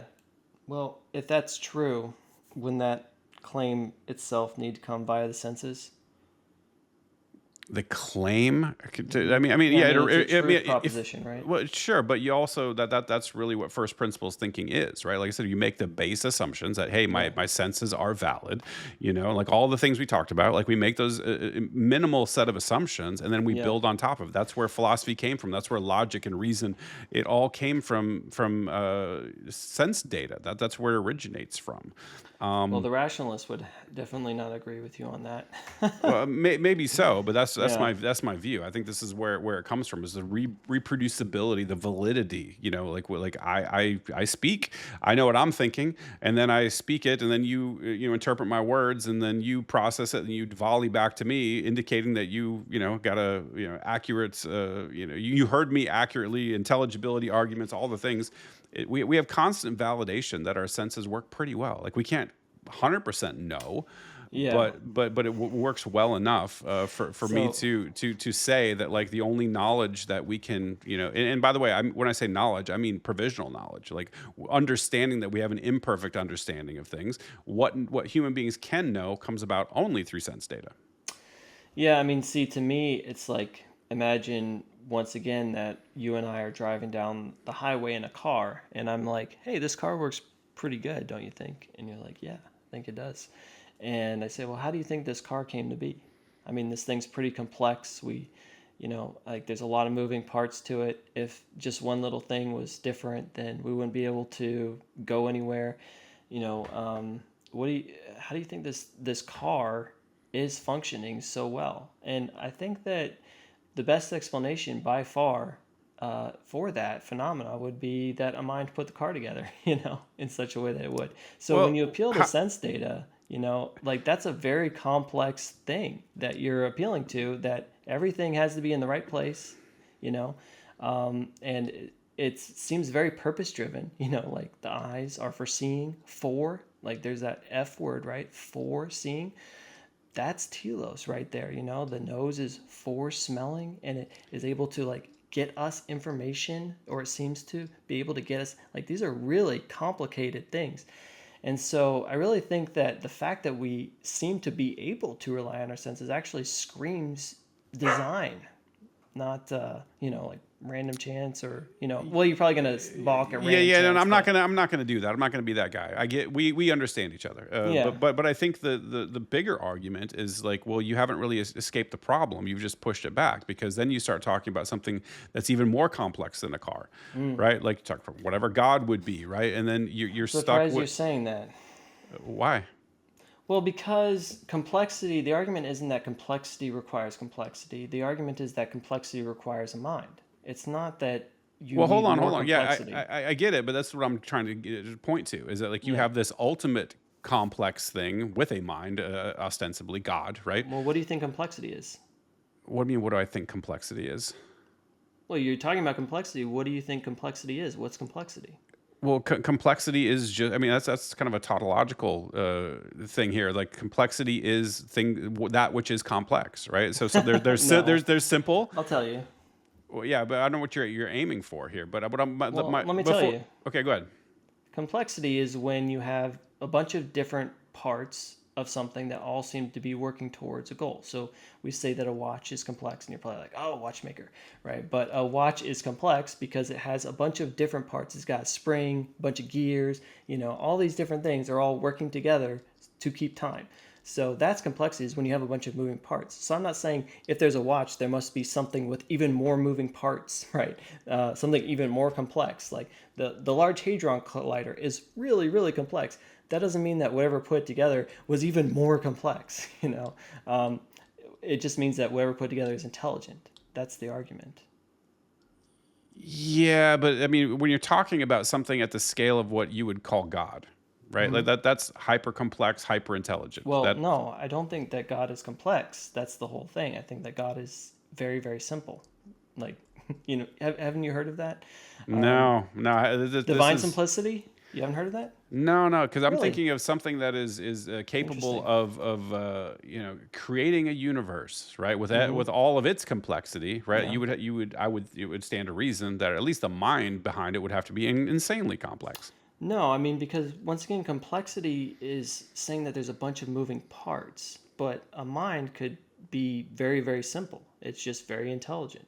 So you don't need a bunch of moving parts necessarily to have intelligence. That's not necessary, I don't think.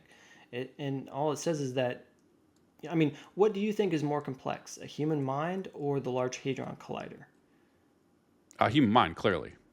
Really? Wow. Oh Okay. yeah, Well, 100%. The Large okay. Hadron Collider is easily explainable. Easily, actually, I had somebody on the podcast that engineers particle colliders. Right, like this is not an I'm incredibly. surprised to hear you say that, but I think that you and I would both agree that a human mind could create something with more moving parts, right? Remember what we mean by complexity, moving parts, right?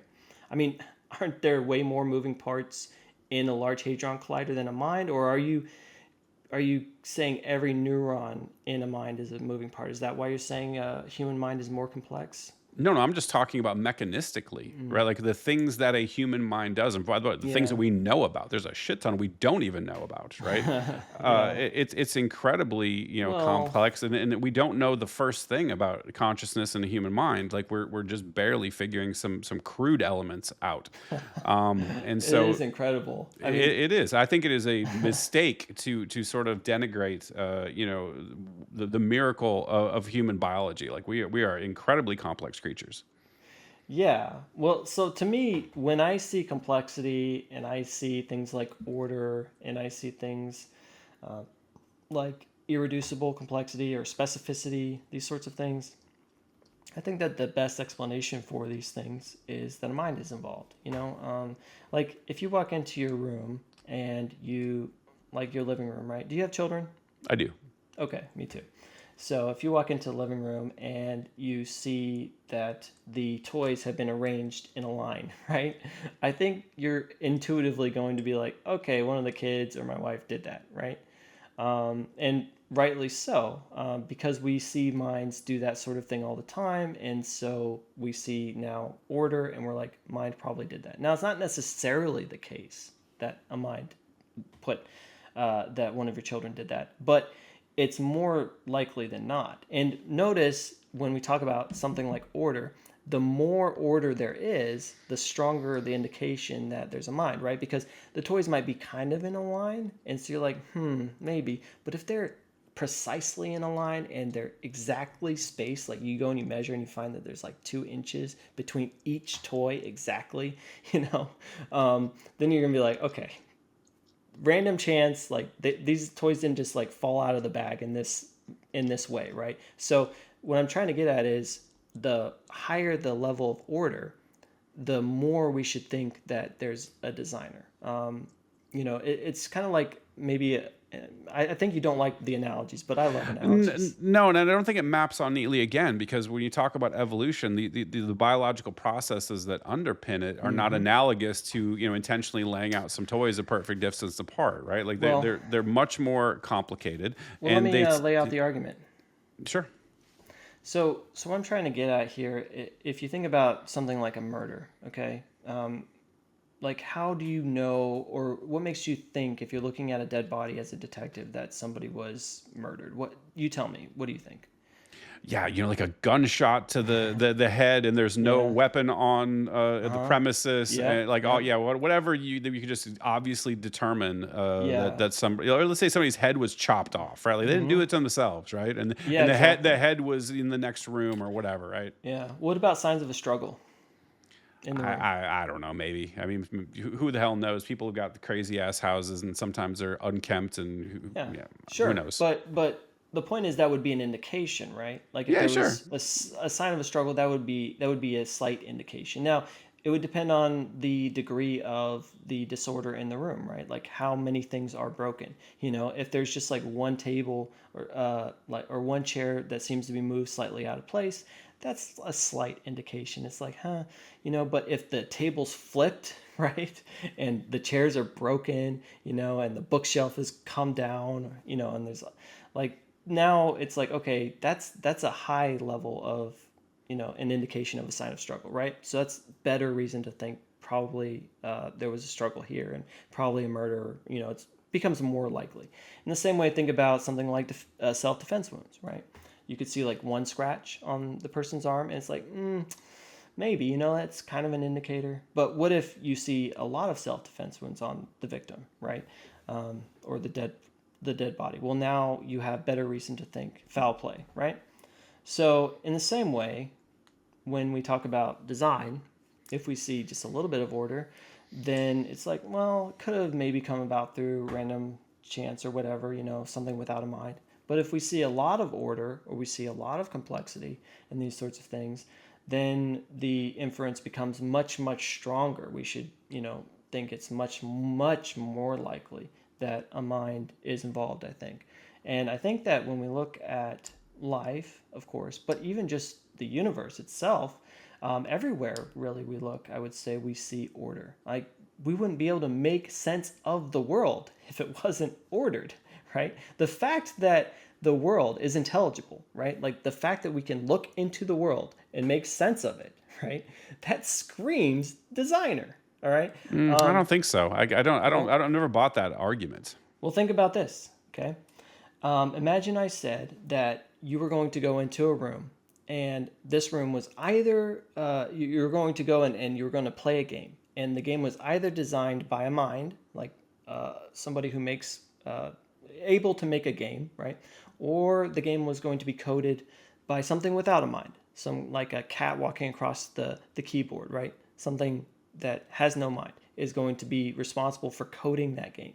And you walk into this room and you're going to look at this screen and you're going to have to figure out, was the coder, the person responsible for this game, did they have a mind or not a mind? Is it the cat walking across the keyboard or is it the person with the mind? Which one is it? And if you were to look at that keyboard, or sorry, if you were to look at that screen and you saw a world just like ours with intelligent beings and planets and order, and all this stuff, you'd be like, mind. It wouldn't even be a question. Yeah, but that's appeal to intuition, though, and the universe doesn't work intuitively all the time, right? And if you But you would, expect, right? well, yeah, but that, like I Well, said, that's doesn't what I map. mean. It doesn't map on neatly, right? I think it Because if you does. understand how natural selection works, at a fundamental level, We're not just you talking about life, though. We're talking about the fact that we can look into the world and it's not just chaos. I'm not just talking about life. Not only can we trust our senses, like we can rely on our reasoning, we can rely on our senses. That's crazy. But the fact that the world itself is intelligible to us, that we can make sense of it, the world is sensible. That screams it comes from a mind. The I fact, don't. I don't think so. It just screams that that's the universe that we evolved in and we adapted to. We no, literally adapted our. And I think Jordan Peterson talks about this a yeah, lot. Even the we can't make hemispheres of. sense of nonsense. Yeah, for sure. But the Right. fact that our universe is stable and behaves with certain Yeah. properties, and we evolved in it, doesn't Mm-hmm. indicate to me in any sense that there's a mind behind it. It just indicates that it is, and then biological processes kicked off, and we Yeah. reproduced, and we evolved over time, and we've adapted. We literally adapted to the universe that we found ourselves in. So it's not surprising to me. Yeah, but something that can't be made sense of just can't be made sense of. Like Well, if that's a cognitive, function essentially. Like the matter and energy exists, and certain things happen, processes kicked off, and Mhm. we happen to evolve to sort of adapt to the environment that we're in. So it's completely unsurprising to me that we can make sense of it. You think that that's unsurprising? Completely unsurprising. See, that's crazy to me, because I think that's the most surprising thing in the world. That we would have this ability to learn about the world, that it would make sense to us, that the world would be intelligible and ordered. If all of it just came about through something other than a mind, I think that's the last thing we would expect. Like imagine I give you a book and I say, hey, you go read this book, and I'm going to tell you right now that whatever is responsible for this book is not a mind. Okay, so there's a bunch. You're going to see stuff in here, but I'm telling you right now, a mind is not responsible for anything that you see. I think if you opened up that book and you started reading and it all made sense to you, and there was like a coherent story, and you're like, it was like a normal book, you would be shocked. You wouldn't be like, oh yeah, this makes perfect sense. You would be shocked. Yeah, no, I get that, but here's the point. If let's say hypothetically our universe was unintelligible, let's say the laws of physics shifted every 3 seconds and nothing made sense, right? Like Yeah. we could not have reproduced in that environment. Yeah, but So that's anthropic principle again. We're asking what's the best explanation for the fact that the world is intelligible. That's what we're trying to get at. The fact that we have an intelligible world. I don't know. And that's like I don't Yeah. know, and I'm not saying not making a strong claim either way. It could be A or B. I don't know. I think it's just where I have to remain agnostic is like I don't think there's a best explanation because I don't think anyone has a fucking clue. Like either way, like people are hypothesizing, but people don't know. Nobody knows. So I really think I did want to talk to you about that. Um, it can't be the case that you're right. I mean, you're saying that nobody knows. That maybe could be the case, but the fact That's a is fact, that actually, right? Like that's something I can no. confidently state as a fact. How could you state it's a fact that you know what other people know? No, I'm saying I'm making a knowledge claim, right? So there's Yeah. no way that anyone could Yeah. know this, right? How There's how could you state that as a fact? because there's limits to knowledge, right? When you start talking about epistemology, like there are limits. Yeah, well, I think one of those limits would be you having access to other people's knowledge, right? I mean, come on. No, I think this is a function of by the way, like I'm not saying this could never be known. Like I think Uh-huh. there's potentially a way to know an answer to this question. I think that Yeah. we're very early in the scientific process. Like we're a couple hundred years in tops. Like we're very, very new to this endeavor. We don't know what technology is going to be available and what that's going to tell us about the nature of reality. Like we could discover who the hell knows? Like everybody's wrong, and it's really the DMT jokers that are running the whole thing in DMT land. Like there might be a whole hyperspace dimension. I don't fucking know. Yeah. But I think today I can confidently say nobody knows actually. People make claims, but I think they're Uh-huh. unjustified claims. They're unfalsifiable. Like Well, I feel like nobody knows is a claim, right? I mean, I think that's a pretty big claim right there. it is, but it's also highlighting the limits of human knowledge. And I think that Hmm. we're at that point where I'm not sure if you're trying to appeal to revelation. Like what's this sort of like thing where I have to know what everybody else knows. Um, Well, I, that's what you would need in order to be able to make that sort of claim, I think. You would need access to everybody else and what they're capable of knowing and their experience and these sorts of things, which I don't think that you have.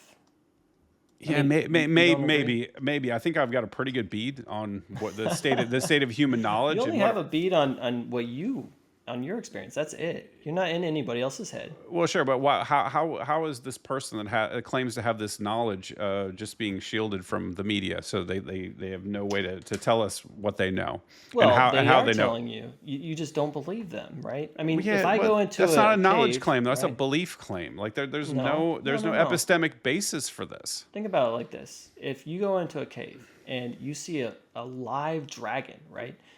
Like an actual dragon, and you run tests and stuff, and you make sure that it is in fact a dragon, right? But you're not able to leave the like you've recorded it, you've proven to yourself that it was a dragon, okay?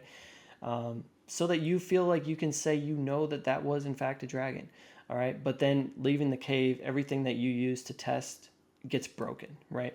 Would you say that you have knowledge that a dragon exists in that cave, or did at least when you No, were in there? no, Really? I don't. I mean, okay, you have to some sort of knowledge, right? Like it would be at least at best a very vivid hallucination, or sorry, worst a vivid hallucination. Who knows? There's no Let's say way. you and somebody else were in there, so it's not a you hallucinating. That would be a much stronger claim. Yeah, Okay, so two people, for sure. That would be a much stronger claim. two people. Uh, but ultimately, to have it generally accepted and something that Yeah. that we have a real good reason to believe, like that there has to be some falsifiability element to it, which is why I always default there, right? Well, Because people I'm can trying to claim make a point though. I was abducted by aliens. There's a bunch of people that have these experiences. Do we believe them? Do we believe every claim that is Yeah. made? And I think that I'm not trying to be a dick, and I'm not I trying to know. say like we should exclude this, but it's that whole extraordinary claims, extraordinary evidence bit. It's kind of important because to make a strong claim around something so fundamentally important, you have to have some element of falsifiability besides source. Trust me, bro. Sure. It's and I hate to be that way, but Yeah, no. we have to maintain our rigor. So I get your point. Like Well, as an what is my individual, point? well, as an individual, that would shift me like into that folk. I would be pro dragon, right? Like if I had that Yeah. experience and my buddy was there with me and sort of did the check that I'm not hallucinating, Yeah. and obviously would have to But that's not exclude. my point. We would have to exclude. Maybe there's some sort of friggin' gas that's being pumped into the cave or natural like that causes us to hallucinate. Like there's edge cases to it, but I get your point. Like if you Well, have what that is my direct, point? if you have the direct experience, right? Like Hmm. you've used your sense data to encounter something, right? And you've got some other second person with you that experienced the same thing. You two are probably gonna be really convinced that you had that encounter. Yeah. Well, would you say that you're justified in saying that you know you had the encounter, Yeah, provisionally. Yeah, like I said, right? assuming So all the other ways in which your senses might have gone haywire, right? Like somebody's not playing a trick on you, and there's like sure, you get my point. Like you could say you tested that. all that. Yeah, You're you you're could say very I'm. rigorous, Yep, I would be justified in saying like I'm making a knowledge claim, right? right? Based on my experience. What I'm Yeah. talking about is general applicability of that, right? Like the inability to falsify makes it not generalizable beyond just your discrete experience. Well, I'm trying to make the point here that you can have knowledge and other people just might not believe you, right? So if you were in that situation and you're coming out of the cave and you're like, look, my stuff got broken, but I'm telling you there was a dragon in the cave. And if Yeah, nobody believed you, right, for, you for, would for still sure, have for sure. knowledge. So a skeptic like you might be like, well, you can't have knowledge of dragons, but like other skeptics like you, they might be saying that, but you actually would have the knowledge that a dragon exists. So my point is, there's a difference between people who have the knowledge and trying to tell others like I do have this knowledge, and just because they can't convince you or other people, that doesn't mean that they don't possess the knowledge, But I right? don't That's what I'm understand trying to where get they're at. where they're getting this knowledge claim from.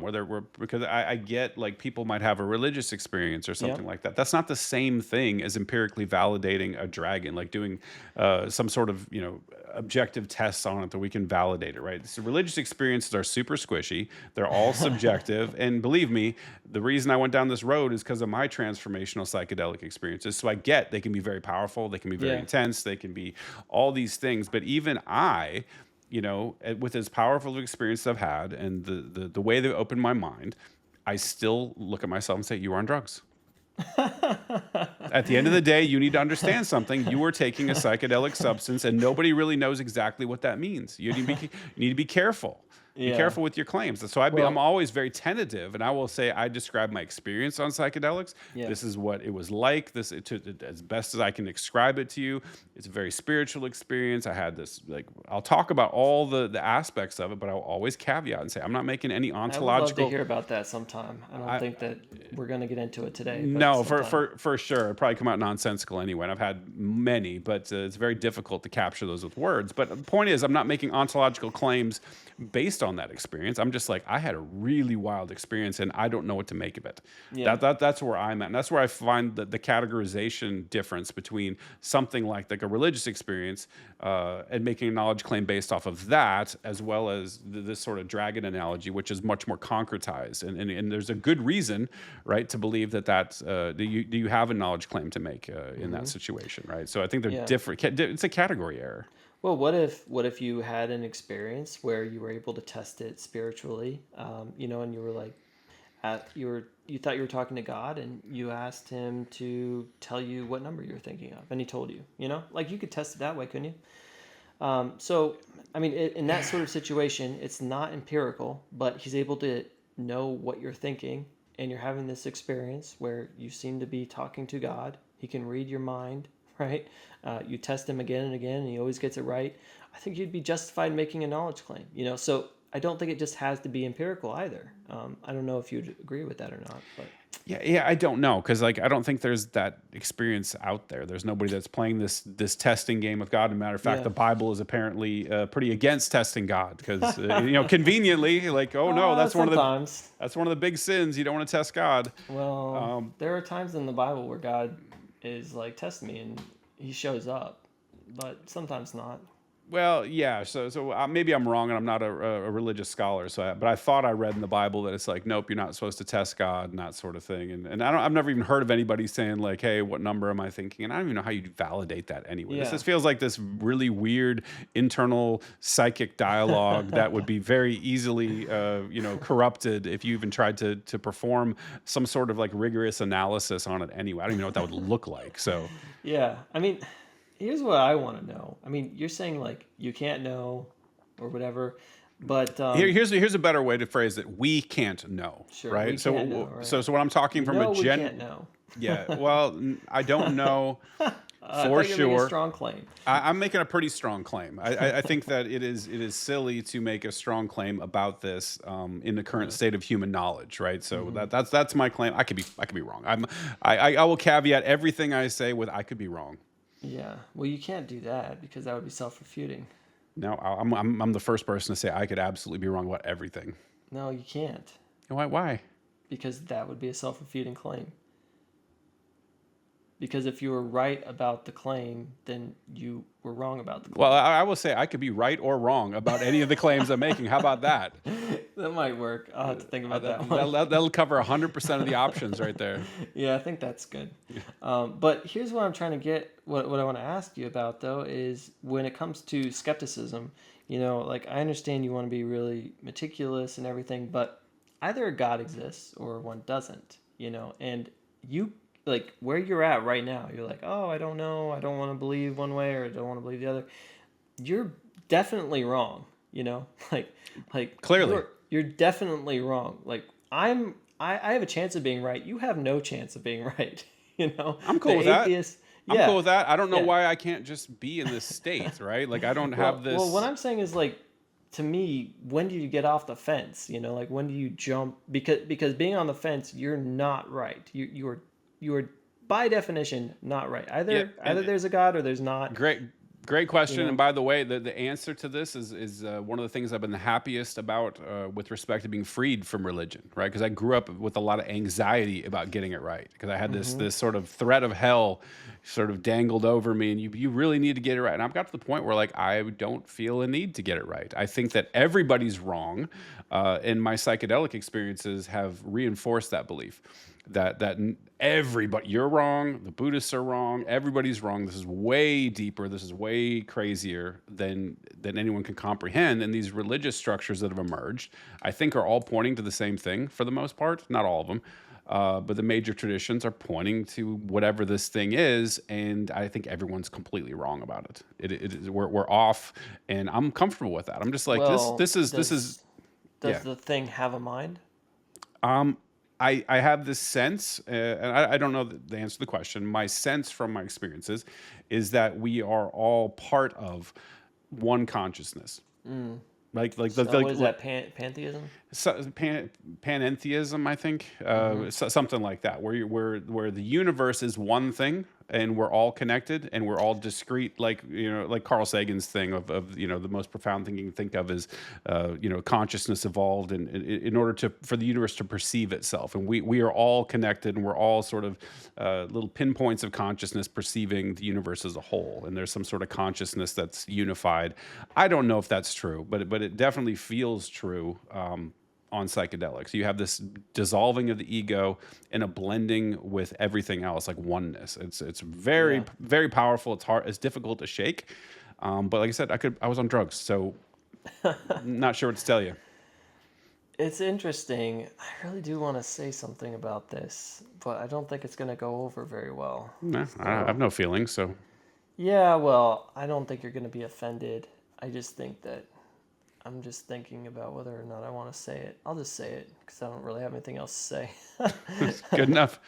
um, Based on my research into occultism and these sorts of things, and this is not something I talk about typically, especially on my account. I like to stick to philosophy, but I did go way deep into occultism a few years ago, and I do find it fascinating, truly fascinating. And by occultism, for anybody that doesn't know what I mean, I'm talking about actual magic, what I mentioned earlier, which is where you're doing spells and rituals and ceremonies and things to tap into the supernatural to basically get it to do things for you. So, demonic, um, like tapping into the demonic realm more often than not, and that sort of thing. Anyway, when I looked into all of this, one of the things that these demons typically seem to be talking about a lot of the time is this idea of all is one. They seem to want human beings to go that route. That's typically where the New Age philosophy is heading. If you really boil it down, that's kind of what they're saying is that all is one, and you need to dissolve your consciousness and all that. And the New Age comes from people that were doing that kind of stuff, like people that were messing with the demonic, in my view, the supernatural, but not the good side of things, right?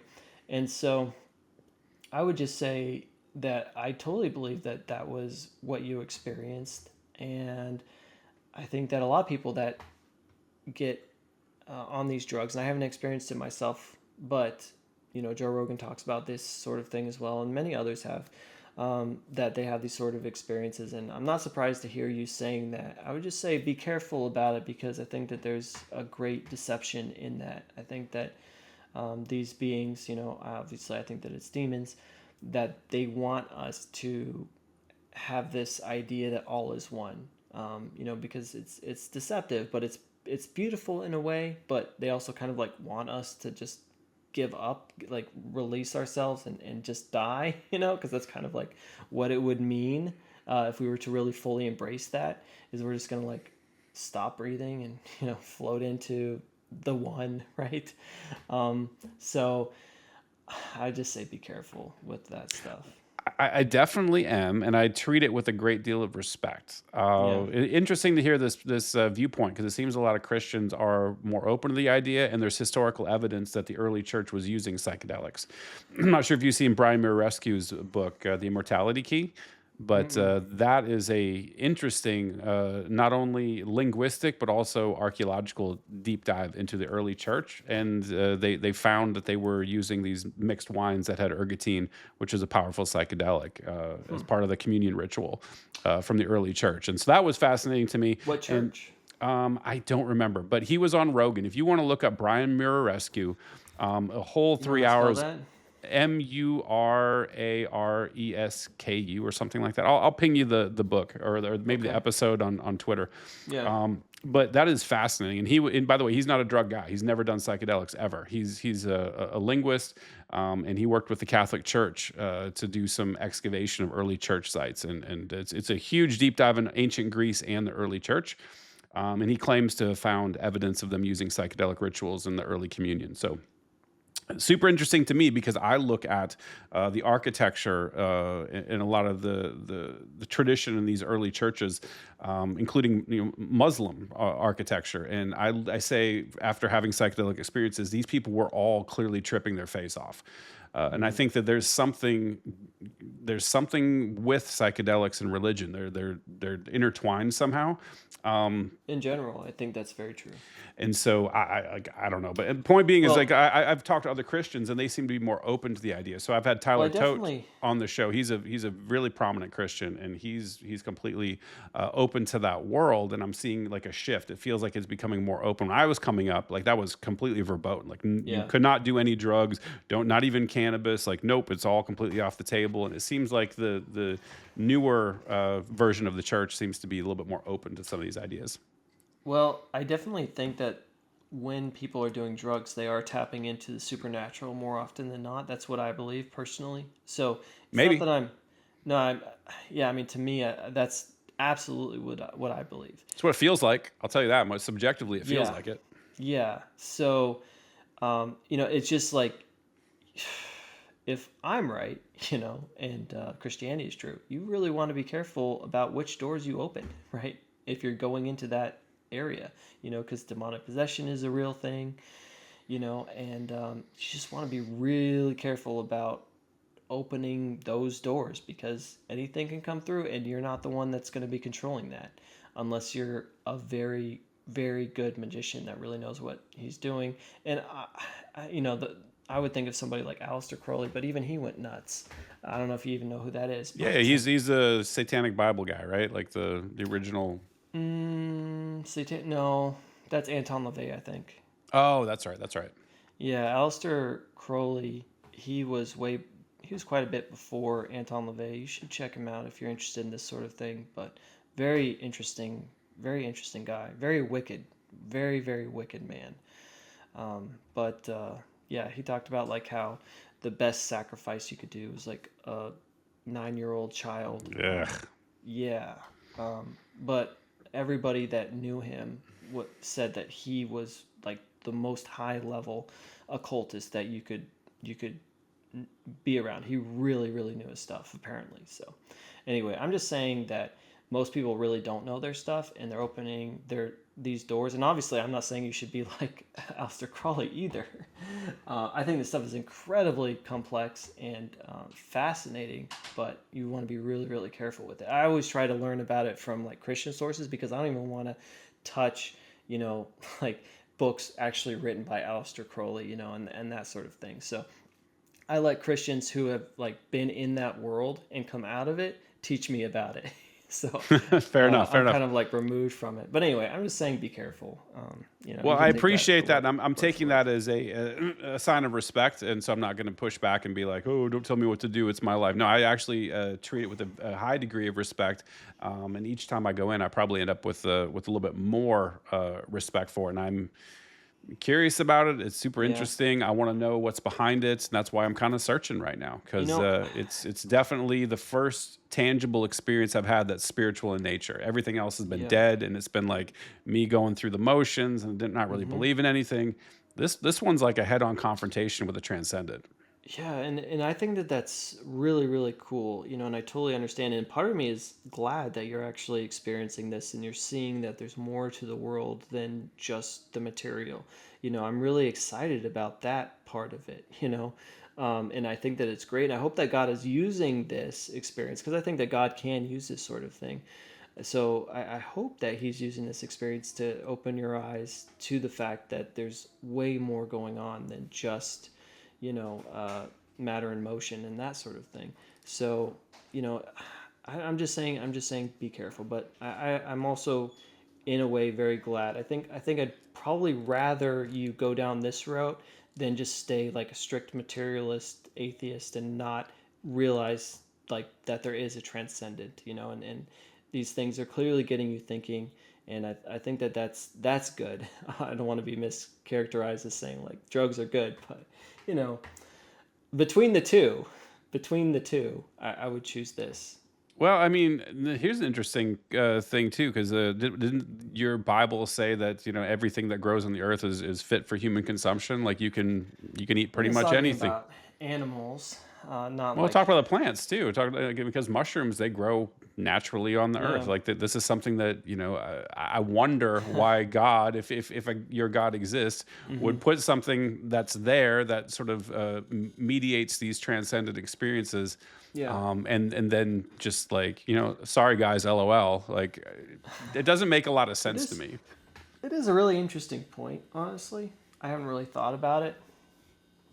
I mean, I think that these things might have another purpose, and it's not necessarily for eating. It's like a stick might you could beat someone to death with a stick, but that's not really what a stick is for.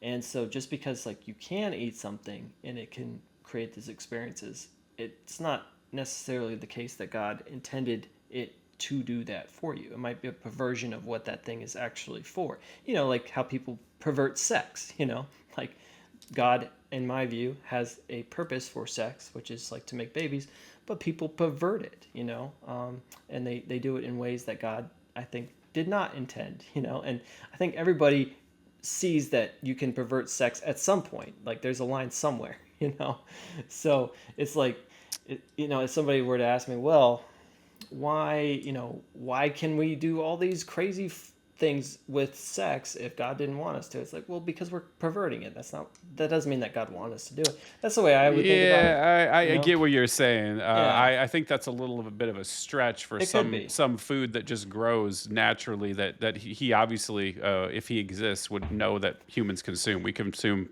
Yeah. We're omnivores. We try pretty much everything. And then he's like, "Oh, LOL. Here's a god molecule. You're like just in this mushroom here. And by the way, it's a perversion if you eat this thing that just happens to be growing naturally. Like, come on, man. Like that's a bit of a stretch. I If I would had to love. say why it was wrong, that's why I would say, but I haven't really thought about it. I think it's a fair point that you raise. It is very interesting. Man, I would love it if you did one mushroom experience just to, because I know from the literature that people that are religious Hmm. tend to have religious themed experiences.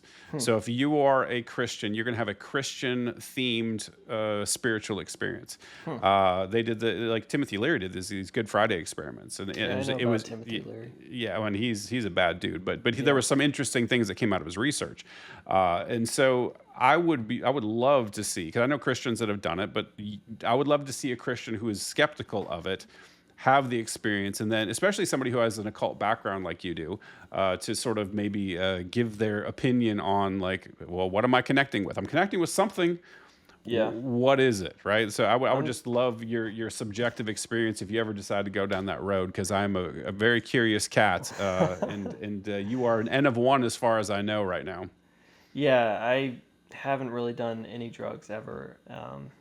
So it is something I'm incredibly curious about, but I really, unless something changes and somebody can convince me that Christians ought to be doing that stuff, and that there's nothing wrong with it, then I'm not going to. But I am very, very curious, and a part of me wishes that I had done that before I got saved, and so I could have those experiences under my belt, I'm going to So connect you with a couple of people, man. So I've got Jay Azeltine and Tyler Tote. Both of these are very, very strong Christian people on X.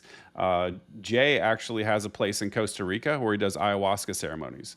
hmm And he's very, very convinced that this is a part of, like, this is connecting to Jesus and God and everything else, man. So I would love to get you guys talking because, like I said, but just purely selfish. Like I would love to see you try some of this yeah. and then report back on, like, is this a portal to your Aleister Crowley domain, or is this connecting with God? I would love to hear the report back. Well, I think I would.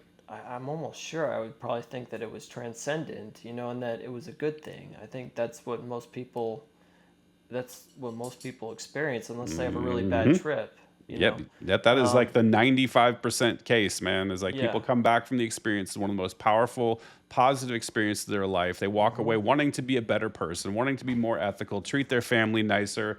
Like this doesn't scream to me demonic. Yeah. This is like you walk out of the experience being like, man, I'm gonna be better 9 different ways tomorrow because of this.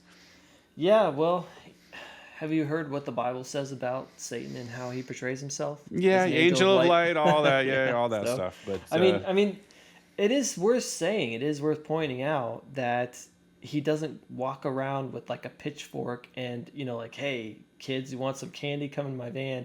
Like, obviously, if he is malevolent, he's not going to portray himself that way, and he's going to actually seem very appealing. It's like, I do just want to point out that when you give an ant poison, if you're trying to kill some ants, right? The vast majority of that stuff is food, and it's good, and it's stuff that they like. They're eating that stuff, and they're like, "This is fantastic." It's just that little bit that kills them. It's just that little bit. Totally get it. And I'm So, just gonna say this, man. Like you just can't understand unless you've had the yeah, experience. It's impossible to yeah. describe. But I do man, want to. I do want to say that Will Spencer. Have you heard of him? no. He was way into the New Age. He did, I think, over 10 ayahuasca retreats. Okay, this guy has done all kinds of drugs. He's been to Burning Man a bunch of times. I interviewed him 4 hours. I haven't interviewed very many people. I've only interviewed him and my wife. I interviewed my wife on X. So I think that's the only two. But I interviewed him and we talked for 4 to 4.5 hours. He said I'm one of the few people that almost got him talked out. Okay, but he did all this stuff and he's a Christian now, and he is very much like, you should not be doing this stuff. Like, he knows about it, and I know that if I were to do that stuff, he'd be like, we talked about this. So he's kind of like on the other side of that, where he comes from that world. He was in that world. He was very much New Age, and he's gotten saved, and he totally understands all that stuff. Man, I would So love to have him and you Jay should. on the show at the same time to talk it out. That would be fire. Yeah. I need to hook that up, man. You'd have So fireworks. Yeah, Will Spencer, you should write that down. I'm gonna definitely do that. He's a So great guy. hey, man, it's getting late as heck here, man. I need to Yeah. wrap this up. But hell of a chat. Sucks that I have to stitch this episode together because of the technical difficulties. But so be it. At least it happened today. Yeah, I'm really glad that it did. I'm sorry about the technical difficulties. I think it was my fault on my end. Something happened with my Yeah, Wi-Fi, so I apologize for it's that. all good. It's part of the deal, man. So But yeah. yeah, thanks for stopping by. Why don't you tell everybody if they don't know where to find you, how to find you online? Yeah, well, I appreciate that. So I am over at X at Darwin To Jesus, and you can find me there. And I'm also on YouTube at the same handle, so Darwin To Jesus. If you just search that up, I've got a little YouTube channel with about 1,500 subscribers, and I've made about 40 videos there. And so if you want to check that out, I'd really appreciate that. And then I also have recently started a Substack, and I have about 20 subscribers there. So if you want to check out my Substack, where I try to focus on some of the things that I've written out that are a bit more in-depth than normal tweets, you can go and check out my Substack, which is also Darwin To Jesus. So Awesome. Well, hey, it was a great chat, dude. Seriously, I really enjoyed this conversation. I really could have gone quite a bit longer, but I'm just burned out after this week. I'm tired. yeah, no worries, man. We talked about what happened with you and everything, so I totally get it. And yeah, I think this was a really great conversation. I'd love to talk more in depth about any of these things in the future. I'd be totally down. Yeah, So, I'll have you back for sure, brother. Thanks a lot. all right, man. You have a wonderful day. Yeah, you too. Bye.